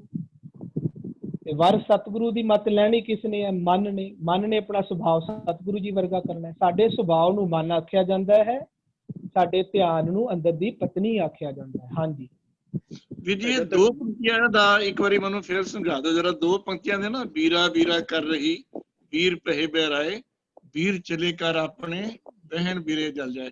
ਇਹਨਾਂ ਦੋ ਪੰਕਤੀਆਂ ਦਾ ਥੋੜਾ ਜਿਹਾ ਖੋਲ ਕੇ ਵੀਰ ਜੀ ਹੋਰ ਸਮਝਾ ਦਿਓ। ਵੀਰ ਜੀ ਹੁਣ ਦੇਖੋ ਇਸ ਤੋਂ ਬਾਅਦ ਜਿਹੜਾ ਹੈ ਨਾ, ਜਿਹੜਾ ਉਹ ਕਹਿੰਦੇ ਨੇ ਵੀ ਜਿਹੜਾ ਕਹਿੰਦੇ ਨੇ ਬਾਬਲ ਕੇ ਕਰ ਬੇਟੜੀ ਬਾਲੀ ਬਾਲੇ ਨੇਹ, ਵੀ ਜਦੋਂ ਅਸੀਂ ਗੁਰਬਾਣੀ ਕਈ ਥਾਵਾਂ ਤੇ ਆਉਂਦਾ ਕਹਿੰਦੇ ਸਭਨਾ ਸੋਹਰੇ ਵੰਜਣਾ ਸਭ ਮੁਕਲਾਵਨ ਹਾਰ, ਵੀ ਸਾਰਿਆਂ ਨੇ ਇੱਥੋਂ ਦੀ ਚਲੇ ਜਾਣਾ ਹੈ, ਤੁਹਾਡਾ ਇੱਥੇ ਤੁਸੀਂ ਹਮੇਸ਼ਾ ਰਹਿਣ ਵਾਸਤੇ ਨਹੀਂ ਆਏ। ਵੀ ਕਹਿੰਦੇ ਸਭਨਾ ਸੋਹਰੇ ਵੰਜਣਾ ਸਭ ਮੁਕਲਾਵਨ ਹਾਰ। ਅੱਗੇ ਇੱਕ ਹੋਰ ਗੱਲ ਕਹਿੰਦੇ ਨੇ ਗੁਰ ਮਿਲ ਚੱਜ ਅਚਾਰ ਸਿੱਖ ਤੁਧ ਕਦੇ ਨਾ ਲੱਗੇ ਦੁੱਖ। ਜੇ ਤੂੰ ਗੁਰੂ ਨੂੰ ਮਿਲ ਕੇ, ਜਦੋਂ ਕੁੜੀਆਂ ਆਪਣੇ ਪੇਕੇ ਘਰ ਹੁੰਦੀਆਂ ਨੇ ਨਾ, ਕਹਿੰਦੇ ਬਾਬਲ ਕੇ ਘਰ ਬੇਟੜੀ, ਕਹਿੰਦੇ ਉਹਦਾ ਉਹਨਾਂ ਦੇ ਦੁਨਿਆਵੀ ਖੇਡਾਂ ਨੇ ਨਾ, ਉਹ ਗੁੱਡੀ ਗੁੱਡੀਆਂ ਦੇ ਨਾਲ ਹੀ ਖੇਡਦੀ ਰਹਿੰਦੀ ਹੈ। ਬਾਬਲ ਕੇ ਘਰ ਬੇਟੜੀ, ਜਦ ਤੱਕ ਉਹ ਆਪਣੇ ਪੇਕੇ ਘਰ ਵਿੱਚ ਹੀ ਹੈ ਨਾ, ਪਾਓ ਇੱਥੇ ਬਾਲੀ ਬਾਲੇ ਨੇ ਤੋਂ ਇੱਥੇ ਉੱਥੇ ਗੁੱਡੀ ਗੁੱਡੀਆਂ ਥਾਂ ਪਾਓ, ਇਹਦੇ ਦੁਨਿਆਵੀ ਪਦਾਰਥ ਨੇ ਨਾ, ਉਹਨਾਂ ਦੇ ਨਾਲ ਹੀ ਉਹ ਮਸਤ ਰਹਿੰਦੀ ਹੈ। ਬਾਲੀ ਬਾਲੇ ਨੇ ਕਹਿੰਦੇ ਜੇ ਲੋੜੈ ਵਰ ਕਾਮਣੀ, हे ਜੀਵ ਇਸਤਰੀ ਜੇ ਤੂੰ ਪਰਮਾਤਮਾ ਦੇ ਨਾਲ ਵਿਆਹਣਾ ਚਾਹਨੀ ਹੈ, ਜਿੱਤ ਦਿਹਾੜੇ ਧਨ ਵਰੀ, हे ਜੀਵ ਇਸਤਰੀ ਜੇ ਲੋੜੈ ਵਰ ਕਾਮਣੀ, ਕਹਿੰਦੇ ਸਤਿਗੁਰੂ ਸੇਵੈ ਤੇ। ਫਿਰ ਤੂੰ ਸਤਿਗੁਰੂ ਦੀ ਸੇਵਾ ਕਰਨੀ ਸ਼ੁਰੂ ਕਰ ਦੇ, ਕਿਉਂਕਿ ਸਤਿਗੁਰੂ ਕੀ ਹੈ? ਸਤਿਗੁਰੂ ਤੈਨੂੰ ਚੱਜ ਹੋਰ ਅਚਾਰ ਸਿਖਾ ਦੇਗਾ। ਜਿਹੜਾ ਪਹਿਲੀ ਲਾਈਨ ਵਿੱਚ ਕਹਿੰਦੇ ਨੇ ਵੀਰਾ ਵੀਰਾ ਕਰ ਰਹੀ ਵੀਰ ਪਏ ਬਹਿਰਾਈ, ਜਿਹੜੀ ਜੀਵ ਇਸਤਰੀ ਜਦੋਂ ਸਾਡੀ ਕਹਿ ਲਓ ਆਤਮਾ ਜਦੋਂ ਨਿਕਲਦੀ ਹੈ ਤੇ ਮਨੋ ਜਿਹੜਾ ਸਰੀਰ ਹੈ ਨਾ, ਇੱਕ ਕਹਿਣ ਦਾ ਇੱਕ ਤਰੀਕਾ ਹੈ, ਕਹਿ ਲਓ ਵੀ ਜਿਹੜਾ ਸਾਰਾ ਸ਼ਬਦ ਸੀ ਵੀ ਉਹ ਧਨ ਕਹੇ ਤੂੰ ਵਸ ਮੈਂ ਨਾਲੇ, ਅੰਦਰ ਵੀ ਦੇਖਾਂਗੇ ਨਾ, ਦੇਖੋ ਕੋਈ ਫਿਜ਼ੀਕਲੀ ਦੇਖਣ, ਕੋਈ ਕਿਸੇ ਨੇ ਸੁਣਿਆ ਨਹੀਂ ਕਿਸੇ ਨੂੰ ਗੱਲਬਾਤ ਕਰਦੇ ਆ। ਧਨ ਕਹੇ ਤੂੰ ਵਸ ਮੈਂ ਨਾਲੇ, ਪ੍ਰਿਯ ਸੁਖ ਵਾਸੀ ਬਾਲ ਗੋਪਾਲੇ, ਤੁਦੇ ਬਿਨਾ ਹੋ ਕਿਤੇ ਨਾ ਲੇਖੇ, ਵਚਨ ਦੇ ਛੋੜਨਾ ਜਾਸਾ ਹੈ। ਜਿਵੇਂ ਸਰੀਰ ਆਤਮਾ ਨੂੰ ਕਹਿੰਦਾ ਹੋਵੇ ਕਿ ਬਈ ਤੂੰ ਮੈਨੂੰ ਛੱਡ ਕੇ, ਬਈ ਉਹ ਤੇਰੇ ਬਿਨਾ ਤੇ ਮੇਰੀ ਕੋਈ ਵੈਲਿਊ ਹੀ ਨਹੀਂ ਹੈ। ਵੀ ਧਨ ਕਹੇ ਤੂੰ ਵਸ ਮੈਂ ਨਾਲੇ, ਜੀਵ ਤੇ ਸਰੀਰ ਕਹਿੰਦਾ ਹੋਵੇ ਆਤਮਾ ਨੂੰ ਕਿ ਤੂੰ ਮੇਰੇ ਨਾਲ ਹੀ ਹਮੇਸ਼ਾ ਰਹੀ। ਧਨ ਕਹੇ ਤੂੰ ਵਸ ਮੈਂ ਨਾਲੇ, ਪ੍ਰਿਯ ਸੁਖ ਵਾਸੀ ਤੂੰ ਤੇ ਮੇਰਾ ਬਚਪਨ ਦਾ ਦੋਸਤ ਹੈ, ਬਾਲ ਗੋਪਾਲੇ ਤੁਦੇ ਬਿਨਾ ਹੋ ਕਿਤੇ ਨਾ ਲੇਖੇ। ਹੁਣ ਇੱਥੇ ਵੀ ਨਾ, ਇੱਥੇ ਉਹ ਜਿਕਨ ਚੱਲਦਾ ਪਈ, ਇੱਥੇ ਵੀ ਸਿਮਿਲਰ ਕੰਟੈਕਸਟ ਚੱਲਦਾ ਪਈ। ਜਦੋਂ ਜੀਵ ਆਤਮਾ ਜਾਂਦੀ ਹੈ ਤਾਂ ਨਾ ਮਾਨੋ ਸਰੀਰ ਜਿਹੜਾ ਨਾ ਉਹ ਵਿਰਲਾਪ ਕਰਕੇ ਕਹਿੰਦਾ ਰਹਿੰਦਾ ਹੈ, ਉਹ ਭਰਾਵਾ ਤੂੰ ਮੈਨੂੰ ਕਿਤੇ ਛੱਡ ਕੇ ਚੱਲਣਾ ਹੈ, ਵੀ ਤੂੰ ਨਾ ਜਾ, ਤੇਰੇ ਬਿਨਾ ਮੈਂ ਰੁਲ ਜਾਵਾਂਗੀ, ਮੇਰੀ ਕੋਈ ਵੈਲਿਊ ਨਹੀਂ। ਵੀਰਾ ਵੀਰਾ ਕਰ ਰਹੀ, ਕਹਿੰਦਾ ਵੀਰ ਪਏ ਬਹਿਰਾਈ, ਉਹਦੇ ਮਾਨੋ ਤੇਰੇ ਵੈਰੀ ਬਣ ਕੇ ਨਿਕਲ ਗਏ, ਉਹਨਾਂ ਨੂੰ ਕੋਈ ਪਰਵਾਹ ਨਹੀਂ। ਕਹਿੰਦਾ ਆਈ ਆ ਗਿਆ ਫਿਰ ਉਹ ਬੁਲਾਇਆ, ਨਾ ਧਨ ਪੁੱਛੀ ਨਾ ਮਤਾ ਪਕਾਇਆ। ਜਦੋਂ ਉਸ ਮਾਲਕ ਦੀ ਹੁਕਮ ਆਣਾ ਹੈ ਨਾ, ਇਹ ਜੀਵ ਆਤਮਾ ਜਿਹੜੀ ਹੈ ਉਹ ਭਾਵੇਂ ਬਾਲਪਨ ਹੈ, ਉਹ ਭਾਵੇਂ ਜਵਾਨੀ ਹੈ, ਉਹਨਾਂ ਨੇ ਕੁਝ ਨਹੀਂ ਦੇਖਣਾ। ਉਹ ਮਾਲਕ ਦਾ ਹੁਕਮ ਆਇਆ, ਉਹ ਕਹਿੰਦਾ ਜੰਮਣ ਮਰਨਾ ਹੁਕਮ ਹੈ। ਜਦੋਂ ਮਾਲਕ ਦਾ ਹੁਕਮ ਆਇਆ ਨਾ, ਉਹਨੇ ਇਸ ਸਰੀਰ ਨੂੰ ਛੱਡ ਜਾਣਾ। ਉਹ ਭਾਵੇਂ ਉਹਨੂੰ ਵੀਰਾ ਵੀਰਾ ਕਹਿੰਦੀ ਰਹਿ ਜਾਵੇ, ਉਹਨੂੰ ਜੋ ਮਰਜ਼ੀ ਕਰਕੇ ਪੁਕਾਰਦੀ ਰਹਿ ਜਾਵੇ, ਕਹਿੰਦੇ ਵੀਰ ਚਲੇ ਘਰੇ ਆਪਣੇ। ਵੀਰ ਜਿਹੜੇ ਨੇ, ਉਹਦੇ ਜਿਹੜੀ ਜੀਵ ਆਤਮਾ ਹੈ, ਉਹਨੇ ਜਿਹੜਾ ਆਪਣਾ ਨਿਜ ਘਰ, ਜਿਨ ਤੁਮ ਭੇਜੇ ਤਿਨੇ ਬੁਲਾਏ, ਸੁਖ ਸਹਿਜ ਸੇਤੀ ਘਰੇ ਆਓ। ਜੇ ਅਸੀਂ ਨੈਕਸਟ ਲਾਈਨ ਜਿਹੜੀ ਕਹਿੰਦੀ ਵੀ ਨਾ, ਕਹਿੰਦੀ ਜੇ ਲੋੜੇ ਵਰ ਕਾਮਣੀ, ਜੇ ਤੂੰ ਚਾਹਨੀ ਹੈ ਕਿ ਮੇਰਾ ਉਸ ਸੁੰਦਰੀ ਕੋ ਕਹਿੰਦਾ ਵੀ ਜੰਜ ਲਾੜੇ ਨਾਲ ਆਈ, ਜਾਂ ਕਹੋ ਕਬੀਰ ਮੋਹੇ ਵਿਆਹੀ ਚਲੇ ਹੈ, ਪੁਰਖ ਏਕ ਭਗਵਾਨਾ। ਜੋ ਤੇਰਾ ਜੀਵਨ ਦਾ ਮਨੋਰਥ ਸੀ ਪਰਮਾਤਮਾ ਦੇ ਨਾਲ ਮਿਲਾਪ ਦਾ, ਵੀ ਉਹ ਕਹਿੰਦਾ ਵੀ ਜਦੋਂ ਤੂੰ ਦੁਨੀਆ ਵਿੱਚ ਰਹਿੰਦੀ ਸੀ ਨਾ, ਤੂੰ ਤੇ ਬਾਲੀ ਬਾਲੇ ਨੇ ਤੇ ਗੁੱਡੀਆਂ ਦੇ ਖੇਡ ਵਿੱਚ ਹੀ ਜਿਹੜਾ ਵੀ ਉਹ ਕਹਿੰਦਾ ਜੋ ਘਰ ਛੱਡ ਗਵਾਵਨਾ ਸੋ ਲੱਗਾ ਮਨ ਮਾਹੇ। ਜਿਸ ਨੂੰ ਤੂੰ ਛੱਡ ਜਾਣਾ ਸੀ, ਜੋ ਘਰ ਛੱਡ ਗਵਾਵਨਾ ਸੋ ਲੱਗਾ ਮਨ ਮਾਹੇ, ਜਿੱਥੇ ਜਾਏ ਤੁਧ ਵਰਤਨਾ ਤਿਸ ਕੀ ਚਿੰਤਾ ਨਾ ਹੈ। ਇੱਥੇ ਤੂੰ ਗੁੱਡੀਆਂ ਦੇ ਖੇਡ ਵਿੱਚ ਪੈਸੇ ਦੇ, ਹੰਕਾਰ ਦੇ, ਸੀਟ ਦੇ, ਸਾਰਾ ਖੇਡ ਅਸੀਂ ਕਿਹਦੇ ਵਾਸਤੇ ਕਰੀ ਜਾਂਦੇ ਪਏ ਆ। ਕਹਿੰਦੇ ਬਾਬਲ ਕੇ ਘਰ ਬੇੜੀ, ਜਦ ਤੱਕ ਪੇਕੇ ਘਰ ਵਿੱਚ ਸੀ, ਜਦ ਤੱਕ ਦੁਨੀਆ ਵਿੱਚ ਸੀ, ਇਹ ਮਾਨੋ ਇਹ ਗੁੱਡੀਆਂ ਦੇ ਖੇਡ ਵਿੱਚ ਜਿਹੜੀ ਹੈ ਨਾ ਉਹ ਸਾਰੀ ਲੱਗੀ ਰਹੀ। ਵੀ ਉਹ ਸਾਰਾ ਜਿਹੜਾ ਵੀ ਉਹ ਕਹਿ ਲੋ ਦੌਲਤ ਮਿਲ ਜਾਏ, ਪੈਸਾ ਮਿਲ ਜਾਏ, ਉਹ ਸਾਰਾ ਉਹਨਾਂ ਚੱਕਰਾਂ ਵਿੱਚ ਹੀ ਲੱਗੀ ਰਹੀ। ਕਹਿੰਦੇ ਜੇ ਤੂੰ ਚਾਹੁੰਦੀ ਹੈ ਕਿ ਤੇਰਾ ਪਰਮਾਤਮਾ ਦੇ ਨਾਲ ਮਿਲਾਪ ਹੋ ਜਾਵੇ, ਜੇ ਲੋੜਾਂ ਵਰ ਕਾਮਣੀ, ਕਹਿੰਦੇ ਸਤਿਗੁਰੂ ਸੇਵਾ ਤੇ ਸਤਿਗੁਰੂ ਦੀ सेवा की कहते शब्द की विचार करनी शुरू कर दे। जे तू अपना जीवन को बना लेता, तो एक दूसरा शब्द आंदा है भी वो कहते भी जे गुणवंती थी रहा तै भी शह रावण जाए। भी को उधर दी पहली लाइन आंदी है कि भी वो कहते गुणवंती शोहरावे आ, जे गुणा वालियां जीव स्त्रियां ने ना, उन्होंने उस परमात्मा के नाल मिलाप का आनंद मानिया। गुणवंती शोहराविया कहते निर्गुण कूके काहे, जिन्हें जिस जीव स्त्री गुण नहीं ने वो बड़ा चिल्ला पुकार कर दिए भी वो कहते क्यों रोंदी पुकार दी है।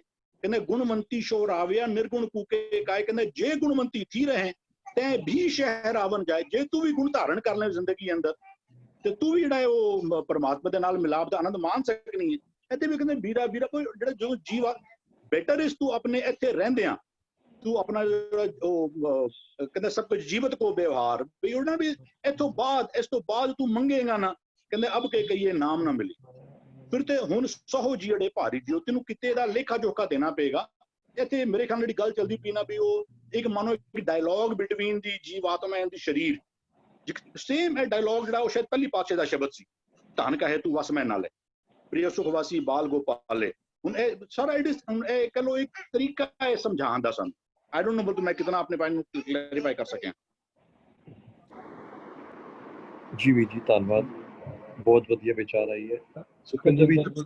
ਹਾਂ ਵੀਰ ਜੀ ਕੀ ਕਹਿੰਦੇ ਦੇਖੋ ਇਹ ਨਾ ਇੱਕ ਸਾਨੂੰ ਹੋਰ ਸਾਡਾ ਸਾਨੂੰ ਸਤਿਗੁਰੂ ਜੀ ਹੋਰ ਧਿਆਨ ਦਿਵਾ ਰਹੇ ਨੇ ਇੱਕ ਪਾਸੇ ਕਿ ਦੇਖੋ ਇੱਥੇ ਭੈਣ ਦੀ ਤੇ ਉਹਦੇ ਵੀਰ ਦੀ ਗੱਲ ਆ ਰਹੀ ਹੈ ਹਨਾ।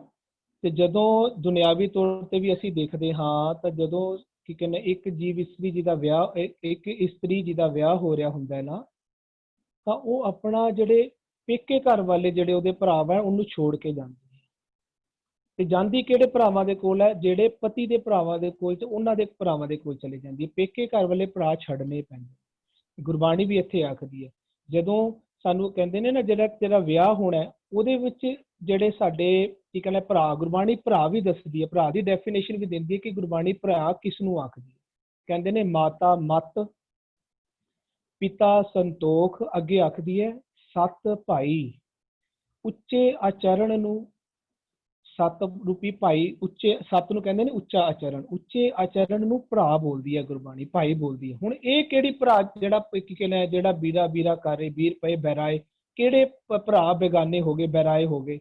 ਜਦੋਂ ਇਹ ਵਾਲੀ ਇਸਤਰੀ, ਜਦੋਂ ਸਾਡਾ ਹੁਣ ਧਿਆਨ ਜਿਹੜਾ ਹੁਣ ਸਤਿਗੁਰੂ ਜੀ ਦੇ ਵਿੱਚ ਲੱਗਦਾ ਹੈ ਨਾ, ਤਾਂ ਸਾਡੀ ਟ੍ਰਾਂਸਫੋਰਮੇਸ਼ਨ ਹੁੰਦੀ ਹੈ। ਇਹ ਸਤਿਗੁਰੂ ਜੀ ਦੇ ਘਰ ਵਿੱਚ ਜਿਹੜੇ ਜਿੱਥੇ ਜੀਵ ਜਾ ਰਹੀ ਹੈ ਕਿਸ ਨੂੰ ਛੋੜ ਕੇ ਜਾ ਰਹੀ ਹੈ।